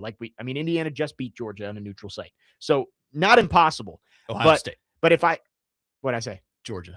Sorry. Yes, Indiana beat Ohio State, but I could see Ohio State and Georgia losing in the national championship. But if I had to pick, I would say the winner of that game for sure. Yeah, I would agree. I think if you're looking on paper, those are probably the two best teams in college football. But, I picked Ohio State to beat Indiana because I thought the depth was going to be too much for Indiana, and they proved me wrong. So, yeah.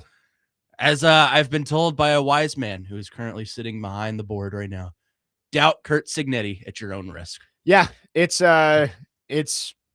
probably not a good idea, and I find myself internally doing it again, and I've done this over and over. Oregon, I was like, yeah, they're going to lose that game. They're finally playing somebody they're going to lose, and they win that one. And then the Big Ten championship. Oh, well, they haven't played a team like Ohio State yet. They're going to lose that one, and then they win. I find myself doing it again. Well, it's great they're the 1 seed. They're not going to win it all. It would not shock me if Curt Cignetti is hoisting the trophy at the end of the year, because that's just what he does. Google me. I win. He does. I've doubted him for too long, and it's time for me to stop. No, I agree. I'm going to logically look at this bracket and say, I think Ohio State and Georgia are the two best teams. But does that mean they're going to win it all? Absolutely not. Yeah, there you go. Google me. Google me.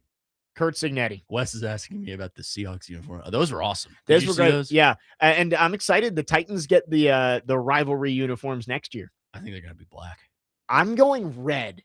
I think it's one of those. It's time for the Titans to actually wear a red jersey.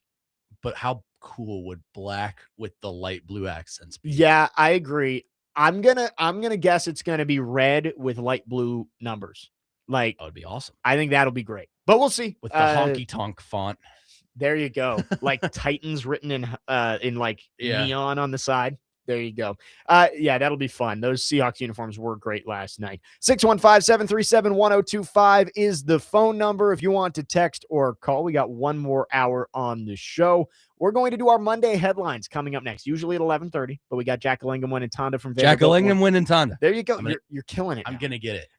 From Vanderbilt women's basketball going to join us at 11:30. But we'll do our Monday headlines next. Try and predict what's going to happen over the weekend of sports. The college football game of the week is number 9 Alabama and number 8 Oklahoma in the first round of the college football playoff tonight.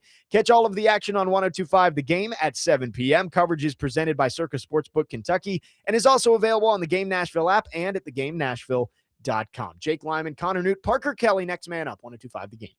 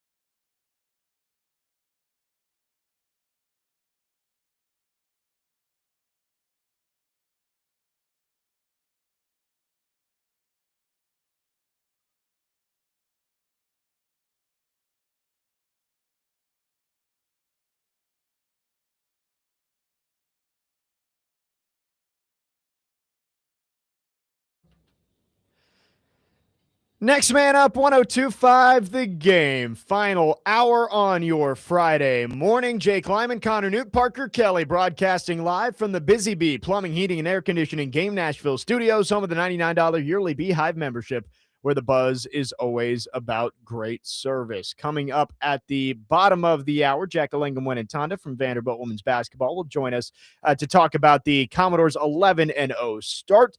But it is time for our Monday headlines. What we'll be talking about on Monday after this weekend full of football. Let's start with the Tennessee Titans and the Kansas City Chiefs. What is going to happen on Sunday? Connor, do you have any idea? I do. This is one I've been wanting to do for a while, but it's never felt like the right time. Yeah. So I'm just going to do it now because this one feels appropriate. I feel the Tennessee Titans are going to score on both sides of the ball this Sunday against the Kansas City Chiefs. Defensive touchdown. Are we thinking pick six, scoop and score? I will leave that open. Okay. Not going to get too specific. For the sake of me being right. I'm going to go that the defense makes some plays too.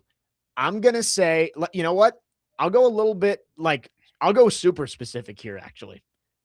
We're going to say Gardner Minshew turns the ball over twice, and the rookies are going to get him. Marcus Harris interception.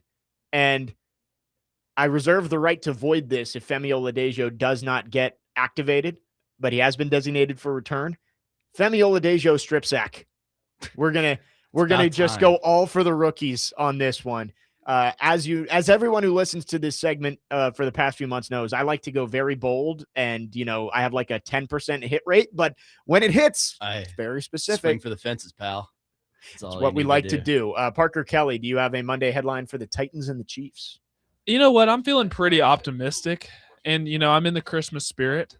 Why not? I think the Titans win a football game this weekend. So that's your Monday headline. It's just the Titans win. It doesn't get much more simple than that. I really think the Titans are going to win. I love it. I honestly, I'm going to pick them too. I'm going to pick the Titans to win.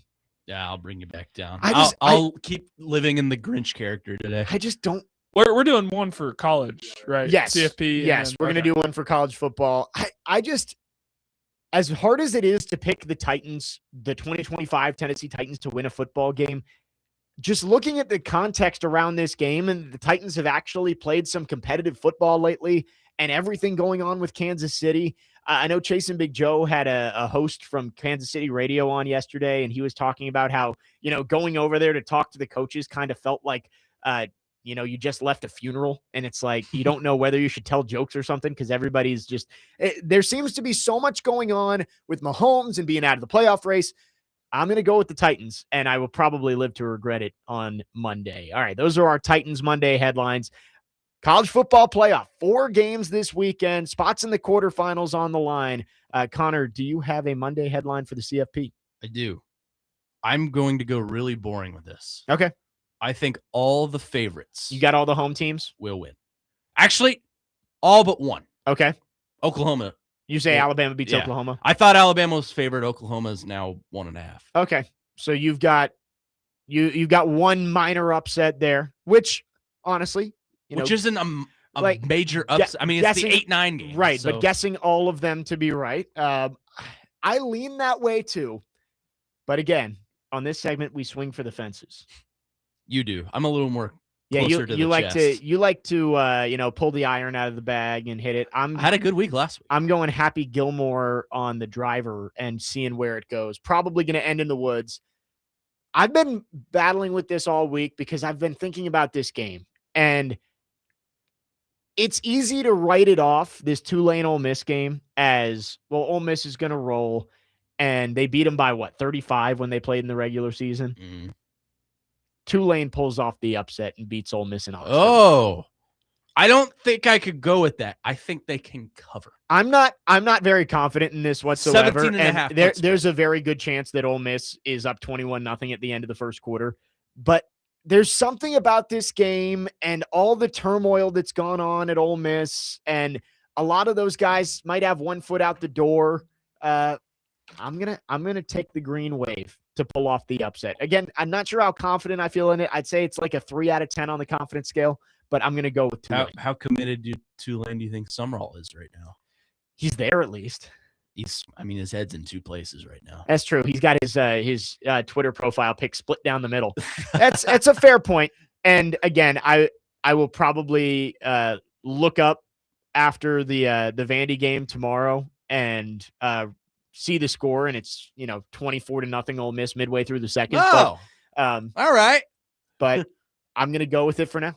Give me the green wave to pull off the upset. Because why not? You can't be wrong when it hasn't happened yet. Why not? This is why we do this segment, to just see if we can, throw darts blind and see if something actually hits the board. You said darts, you're going to summon Nick Frazier. Nick Frazier has just appeared in the room.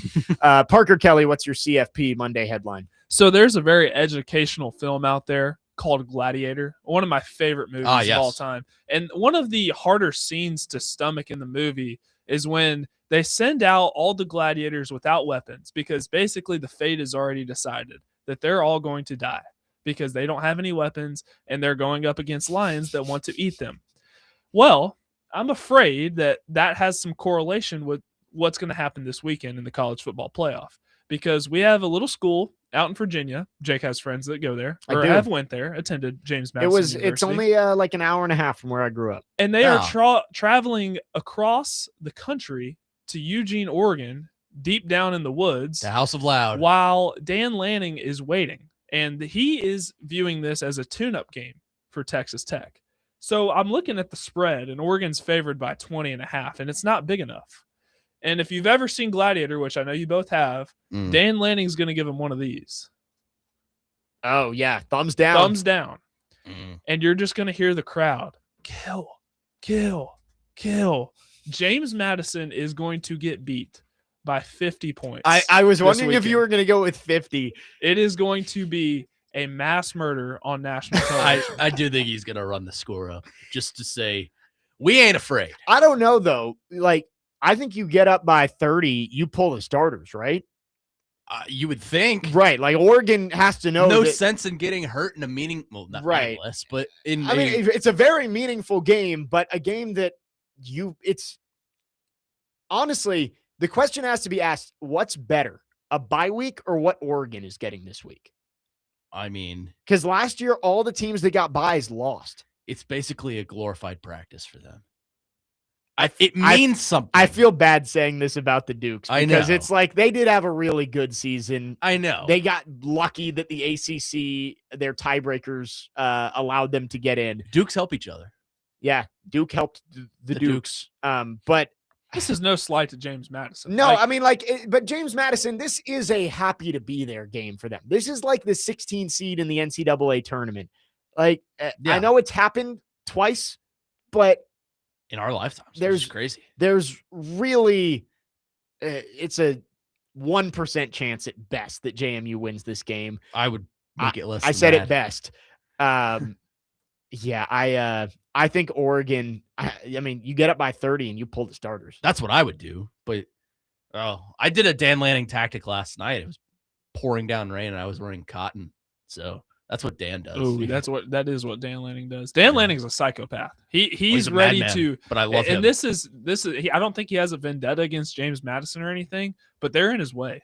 They're in his way of getting to the Orange Bowl and facing Texas Tech. Yeah, and again, I just wonder, do you think Oregon's happy about this, that they get this game? It's a home game, so you get you make some money from it, first of all, but you also kind of just get this tune-up where your team stays fresh and you're not having a month without playing a football game. I think this may end up actually helping Oregon in the long run, that they were the 5 seed and not the 4 seed. Yeah, and I mean, usually I think you would like to be the 5 seed in any circumstance because you're guaranteed to play probably the G5 representative. In this case, there's 2 G5 representatives. Yeah, and you get the lesser of the 2. So I would be very happy if I'm Oregon. Yep. 615-737-1025 is the phone number. If you have Monday headlines, we'd love to hear from you. You can get those in on our phone and text line, driven by WilsonCountyHyundai.com.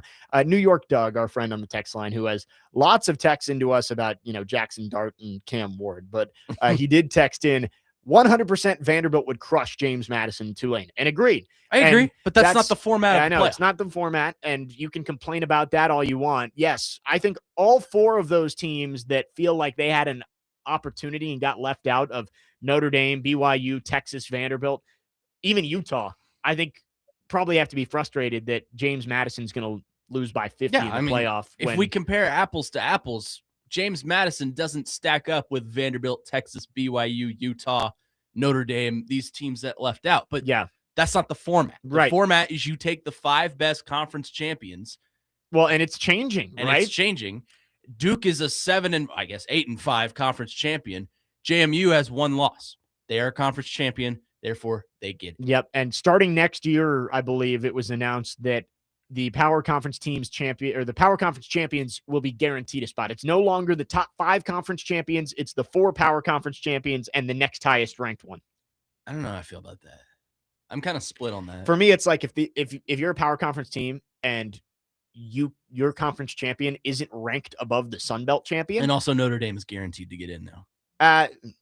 If the committee wants to leave them out, they'll put them 13th. Yeah, that's true.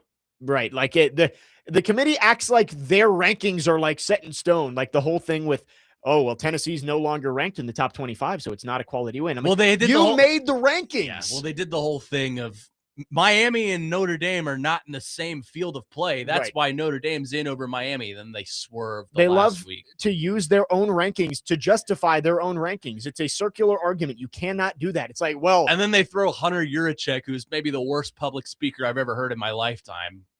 They feed him to the wolves. Yeah, it was pretty embarrassing. See, there's a little bit like I'm not defending the college football because they're a bunch of bozos, but there is a little bit of logic. They do not explain what their process is well whatsoever. Well, right, and they use the criteria, but they selectively choose which criteria matters when you're talking about different teams. So it's frustrating, and eventually there's going to be a better system than this. But yeah, we go to 24.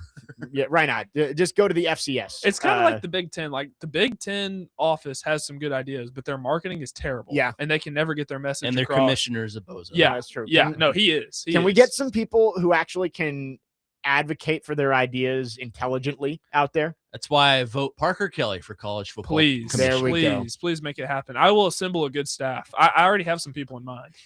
David Cutcliffe being one of them. Parker Can I be on your campaigning. Board? Sure. I'll be on the board of trustees. Trey has to be on there too. Yes. Trey oh my gosh. Because think of the 12 and 13-year-olds. He's my first call. So does Dr. Locke. He has to be on there as well. Dr. Locke would be a homer. He can represent the Big Ten. That's true. Yeah. He'd be a great representative. Dr. Locke could definitely be the Big Ten commissioner. Let's make it happen. 615-737-1025 is the phone number. When we come back, we'll get to some of your Monday headlines. Again, if you have any, you can text or call on our phone lines, driven by WilsonCountyHyundai.com. And again, Jack Langham and Tana from Vandy Women's Basketball coming on at 11:30. Jake Lyman, Connor Newt, Parker Kelly, next man up, 102.5 The Game.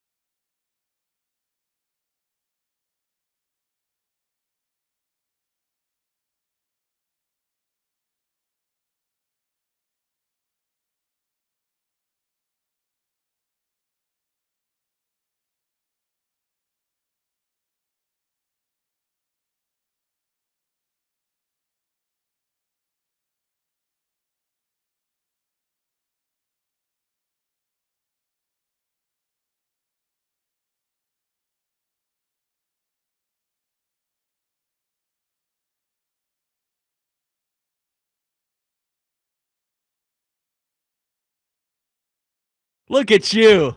I'm so glad you're finally song. singing. This is a great song. This is Big Time Rush. I remember you like Rush. this one. Yeah, this is the best Big Time Rush song, I think.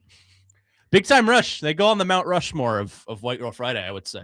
I mean, they get played almost weekly at this point. It's them, Tate McRae. Yeah. Still waiting on my girl, so you got about 30 minutes. Selena Gomez, or no, Ariana Grande.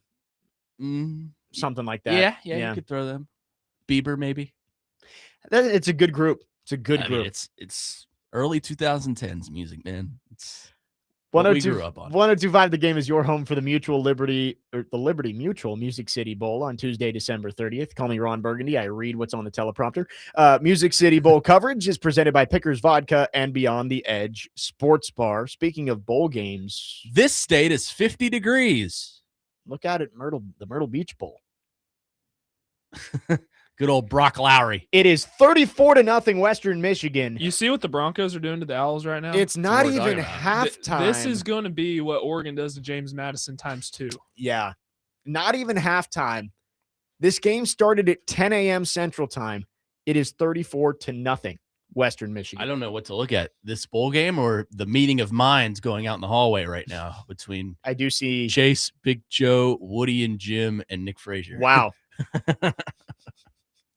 Like the United Nations. I mean, it's like we're making war, plans. Chase and Big Joe are coming up after us at noon. Monday headlines. We went through ours. A couple optimistic ones on the Titans. Parker and I both think the Titans are going to win.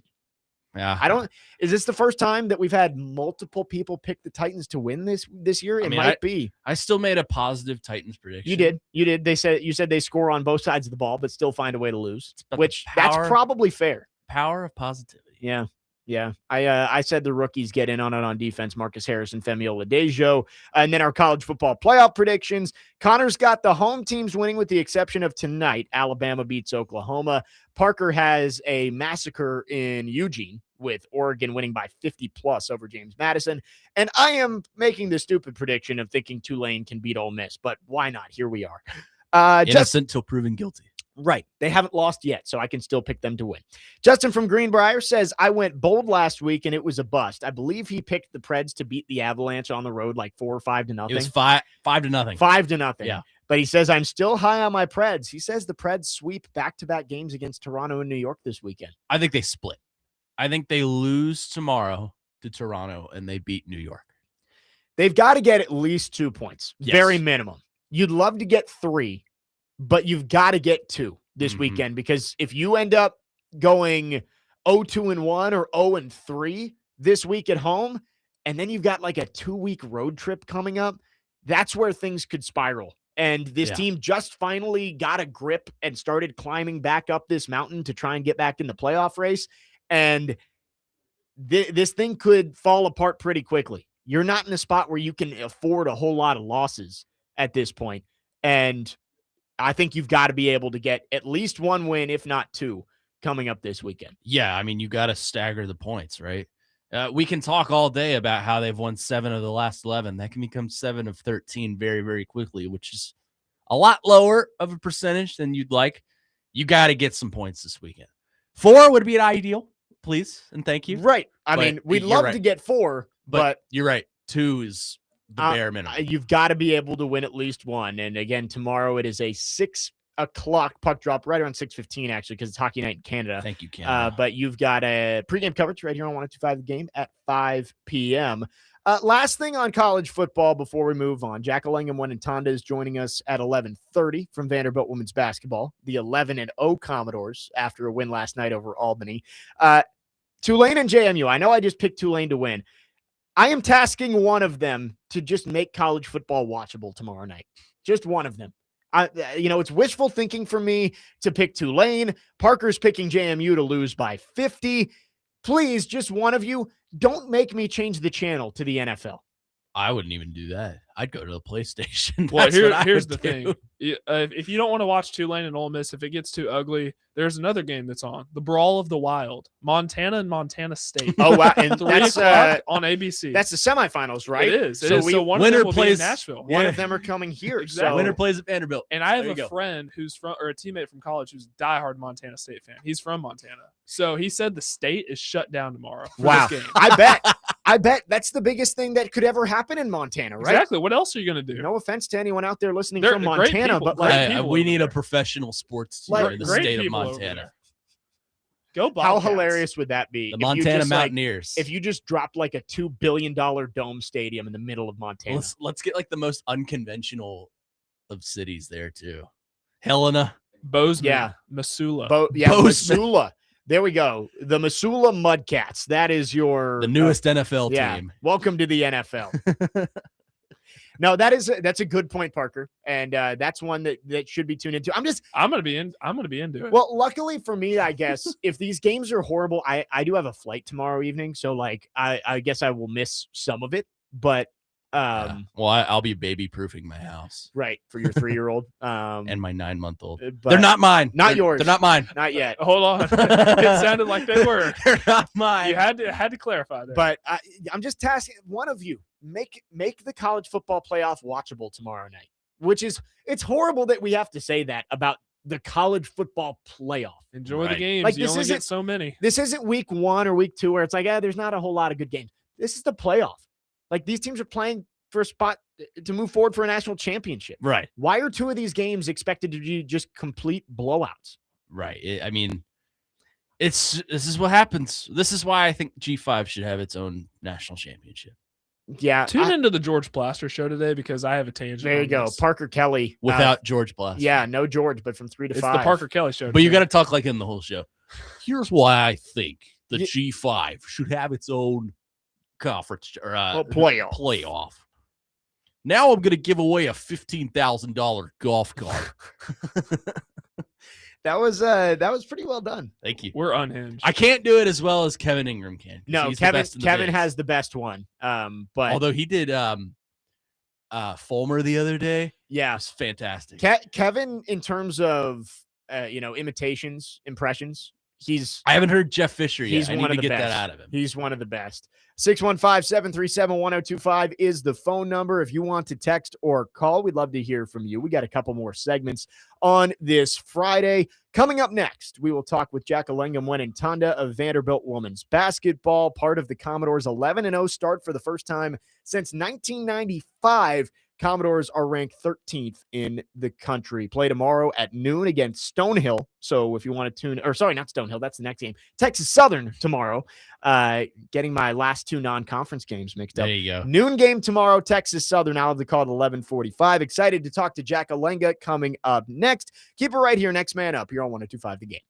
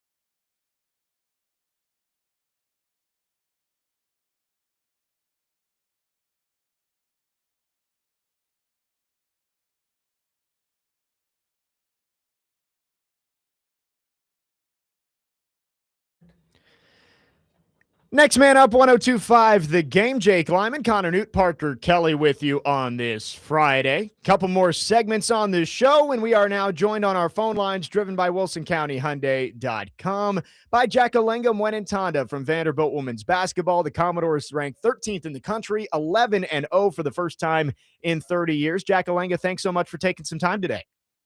Yes, thank you for having me. Well, Jackalenga, it's been a great start to the season. Just mentioned 11 straight wins to start the year, another big one over Albany last night. What about this team has allowed you guys to get off to such a hot start? Yeah, I think everybody's contributing in their own way, and we're understanding our roles and sticking together as a team, even when things go south. And sometimes you won't see it because, again, playing like a team like Albany, they're really good. But, when our defense is like how it was yesterday, things weren't clicking on offense, but defensively we were locked in for real. And that's just how it is with a team like that we have right now. Some people's night might not be the night, but find a way to push through. You mentioned that where sometimes it's not one player's night, but it feels like with this team, you have a lot of different players who can step up and have a big game. And the sharing of the basketball and the amount of assists that all of you guys rack up, how has that allowed you to get through some games where maybe Michaela's not having her best shooting night, or Aubrey's not having her best shooting night, or you're not, and you're still able to put up enough points to get the win?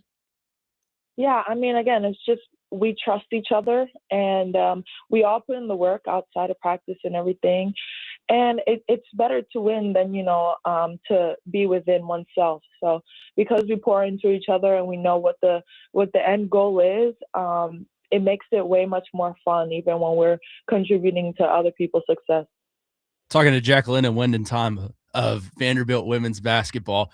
Jackalenga, you play in the SEC, obviously, which currently has 8 top 25 teams in the rankings.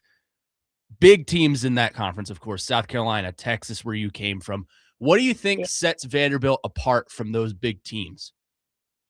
I think something that sets us apart is, again, we're really close, and we're willing to do whatever we need to do to win.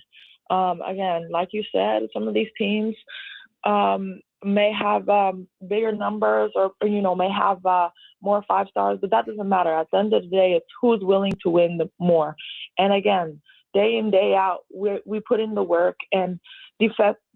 We're worried about a lot. I'm sorry. Let me rephrase that. Sorry, I get excited talking about this stuff. No, I'm the same way. Yeah, but offense isn't the main thing that we worry about. We worry about defense. We worry about getting stops, because we know at the end of the day, that's what helps us win. So, yes, we have a lot of contributors on offense, but I feel like something that sets us apart is our defense, is how we come on defense, our pace on offense. And those are just some things that I think will help us out when we go into conference play. 2 games remaining in non-conference play. Then you guys, like you said, open up conference play. How can you guys look to capitalize on some momentum? Obviously, you're undefeated, but you need all the momentum you can get heading into conference play. How do you guys look to do that? Again, focusing on the little things. I mean, yes, conference play is very important, but these games coming up are still important. We still have things we have to work on, and we still need to find ways to improve. And that starts in practice, really. So today we're going to watch film, and then we're going to go into practice, worry about this next team, Texas Southern, I believe. Yep. And then from there on out, we're going to celebrate our Christmas and then get right back to it. Talking with Jackalenga Mwenentanda from Vanderbilt Women's Basketball. Jackalenga, coming over from Texas last year, you guys made a run all the way to the Final Four. How do you think your experience last season in the postseason can help Vanderbilt when you do get to those big games coming up in SEC play and once you reach March? Yeah, I think it just starts with everybody, again, understanding their role. And from my perspective, feeding into that positive energy and not getting flustered when things do get hard. And we've already experienced those hard moments and have gotten through some of those things. So just going into, bigger crowds, SEC fans are very loud and crazy. Yeah. But just locking in and focusing on us and communicating and making sure we're doing the little things. That's really what I think is the main focus when it comes into those big games.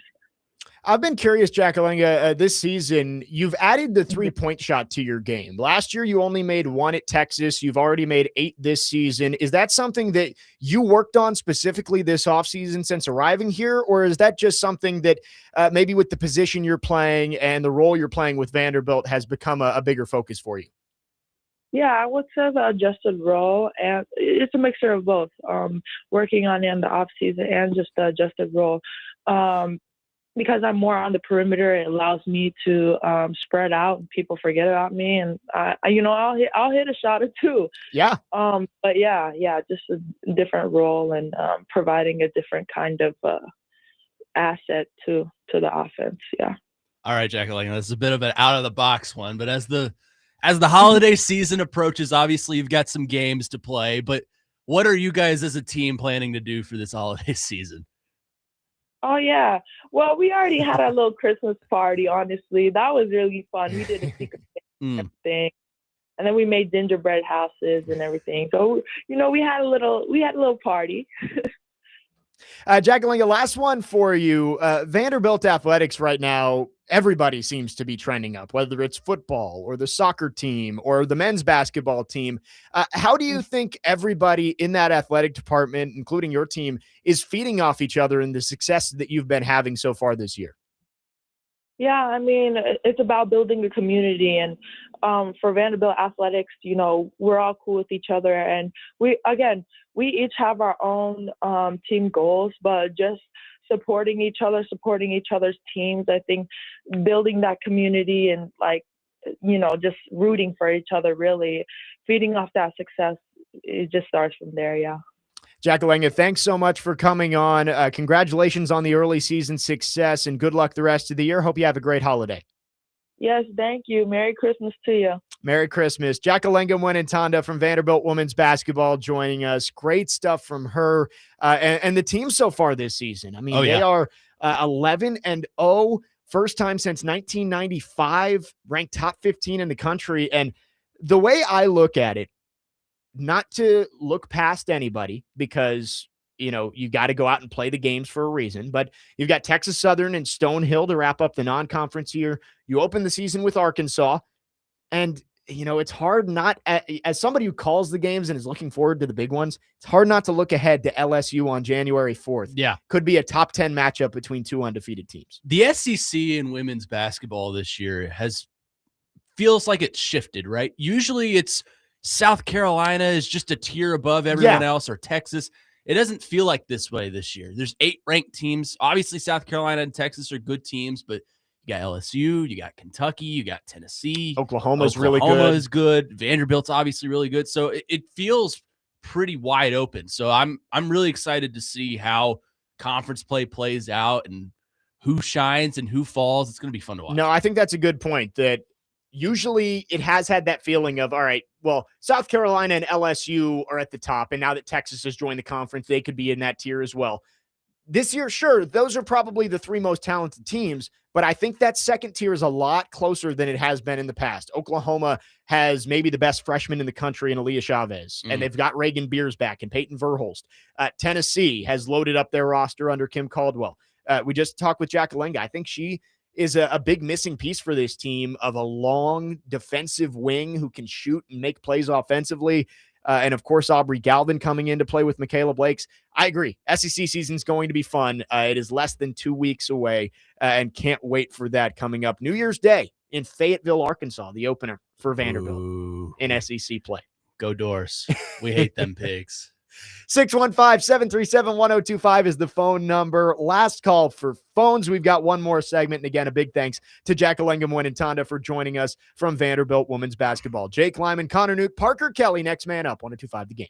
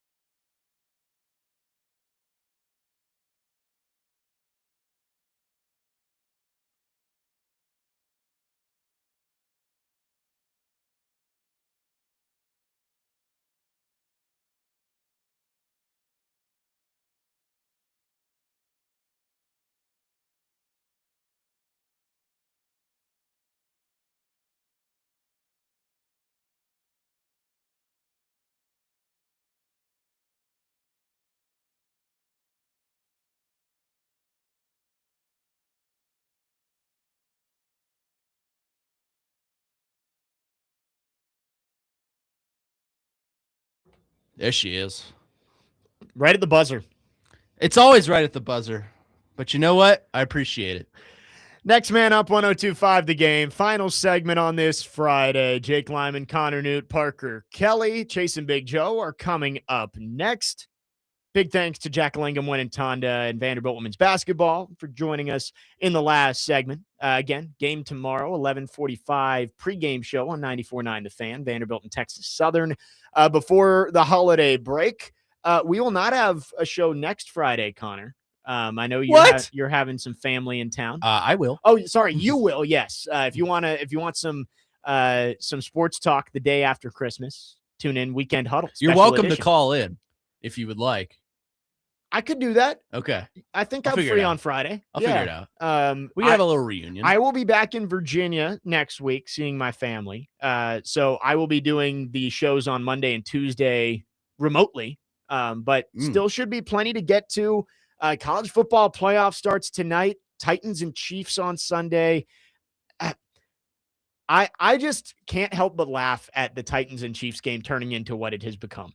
Like, it being billed is, I remember one of the Titan salespeople called me. I guess I put my phone number down when I bought tickets one time, and they called me about, their flex passes or something like that. And it was like, you can get these games, but if you want the Chiefs one, it's going to cost you extra. Like, if you want to go see the Chiefs game, you got to pay a pretty penny to get in the stadium to see Gardner Minshew start for the 6-8 Kansas City Chiefs.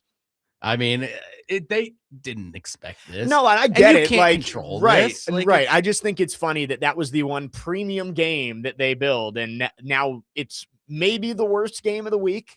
That, and even if it was a premium, they're gonna get shellacked if it's Mahomes in at quarterback. Right. Honestly, that was probably just to stop the Chiefs fans. They're pricing out the Chiefs fans. Right.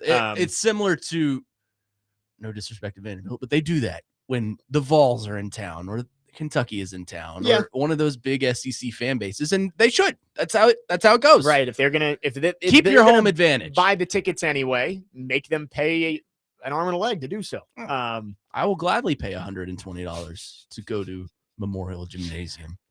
But it is interesting, and Chiefs playing on Christmas. We talked about it, that those Christmas games have turned into basically an outright disaster.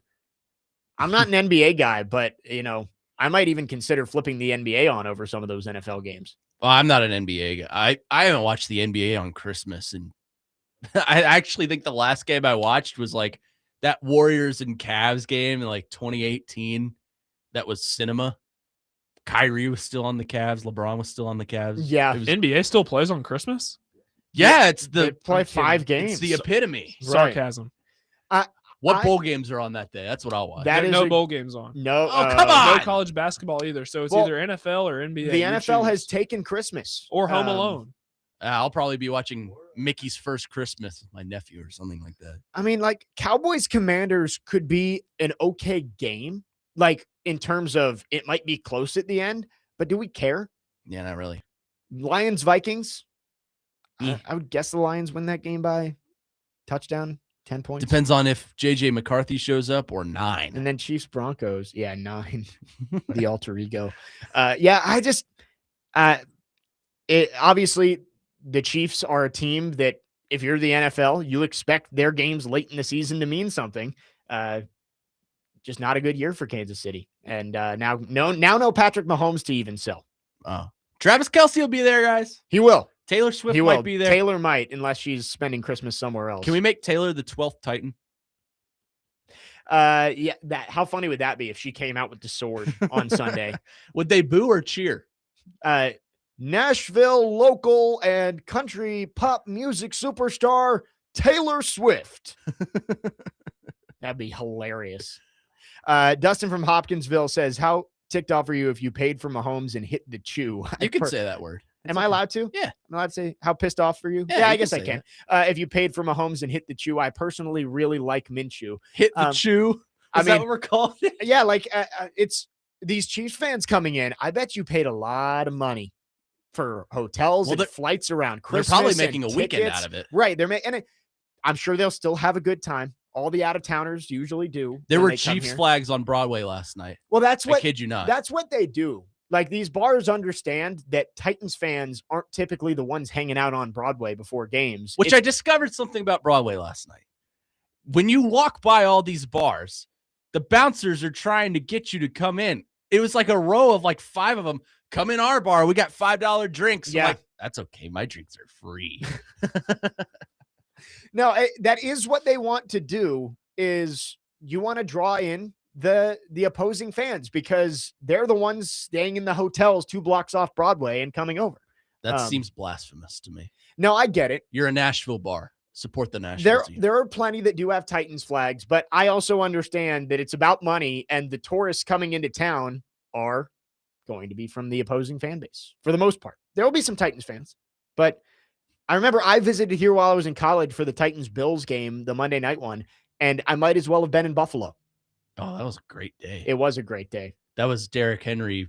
I was convinced he was going to win the MVP after that game. I was told by a friend the Titans had no chance in that game, and I texted back 34-31 Titans, book it, and final score 34-31 Titans. If only I had actually, put money on it. Before we wrap up here, let's go to our phone lines driven by WilsonCountyHyundai.com. Al is on the line. Al, thanks for calling. Go ahead.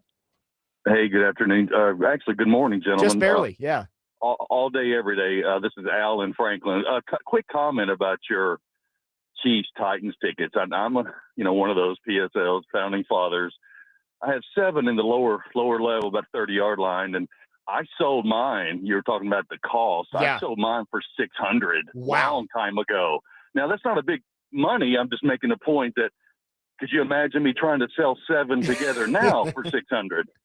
But so that that's the way it goes for all of us. The market decides the timing and in that moment. So somebody needed 7. I was that was a niche I hit for someone. But it's just crazy to your point about it's going to be a terrible, terrible game, and it might have been a terrible game regardless of the situation. But now there's no telling what it's going to look like. But tickets are really cheap now. Long story short. Right. No, it's a good point. It's all about the timing. Right now, I'm sure it wouldn't cost you much at all to get into the stadium. No, but the lower levels, you can look 30-yard line, 40-yard line. They're 100, 115. They're nothing. Right. They're nothing. And Chiefs fans, they made these plans back in June, July, August, and they got to live with it now.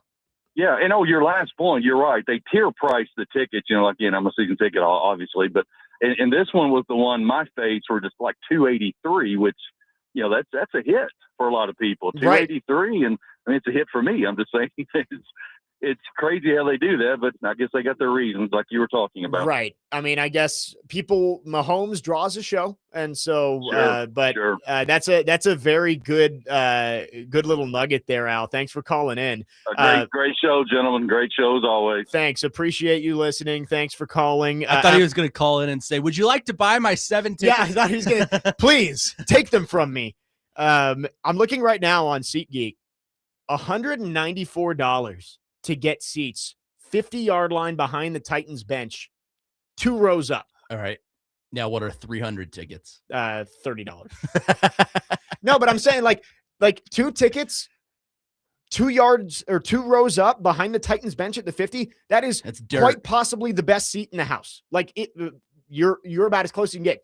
To get that for less than $200 shows you how much the prices have gone down. Again, you can't project it, but it is what it is. 615-737-1025 is the phone number. Jay from Laverne pointing out we haven't heard from Trey today on either show. Might be a wellness check time. Trey, hope you're okay. He'll call me tomorrow. We need to hear from Trey before Tuesday, before the holiday. We need to make sure Trey is okay. He's just on Christmas break. He's fine. I mean, Trey, as we heard earlier this week, Trey might have gotten into some nefarious stuff. What happened? You haven't heard this? No. Tomfoolery. It's a complete joke, and I want to make sure that's known that Trey called in about the burglary of Jeffrey Simmons' house and had some very specific details about that, and people were joking of like, Trey knows too much. It was like they're rolling up 6 deep. Yeah. Organized crime lord. Just kidding. 100%. Dustin from Hopkinsville says, Kelsey doesn't realize what he did. He can never break up with her. The Swifties will end him. Oh, they're still mad at Joe Jonas. They're still mad at that's John Mayer. You get on the hit list and you never get off. Yep. Calvin Harris. That'll do it for us here on this Friday. We'll be back on Monday with a reaction to the opening round of the college football playoff and Titans Chiefs. Connor, as always, a pleasure having you in. It's a pleasure coming here. Chase and Big Joe are coming up next. Don't go anywhere. You're listening to 102.5 The Game.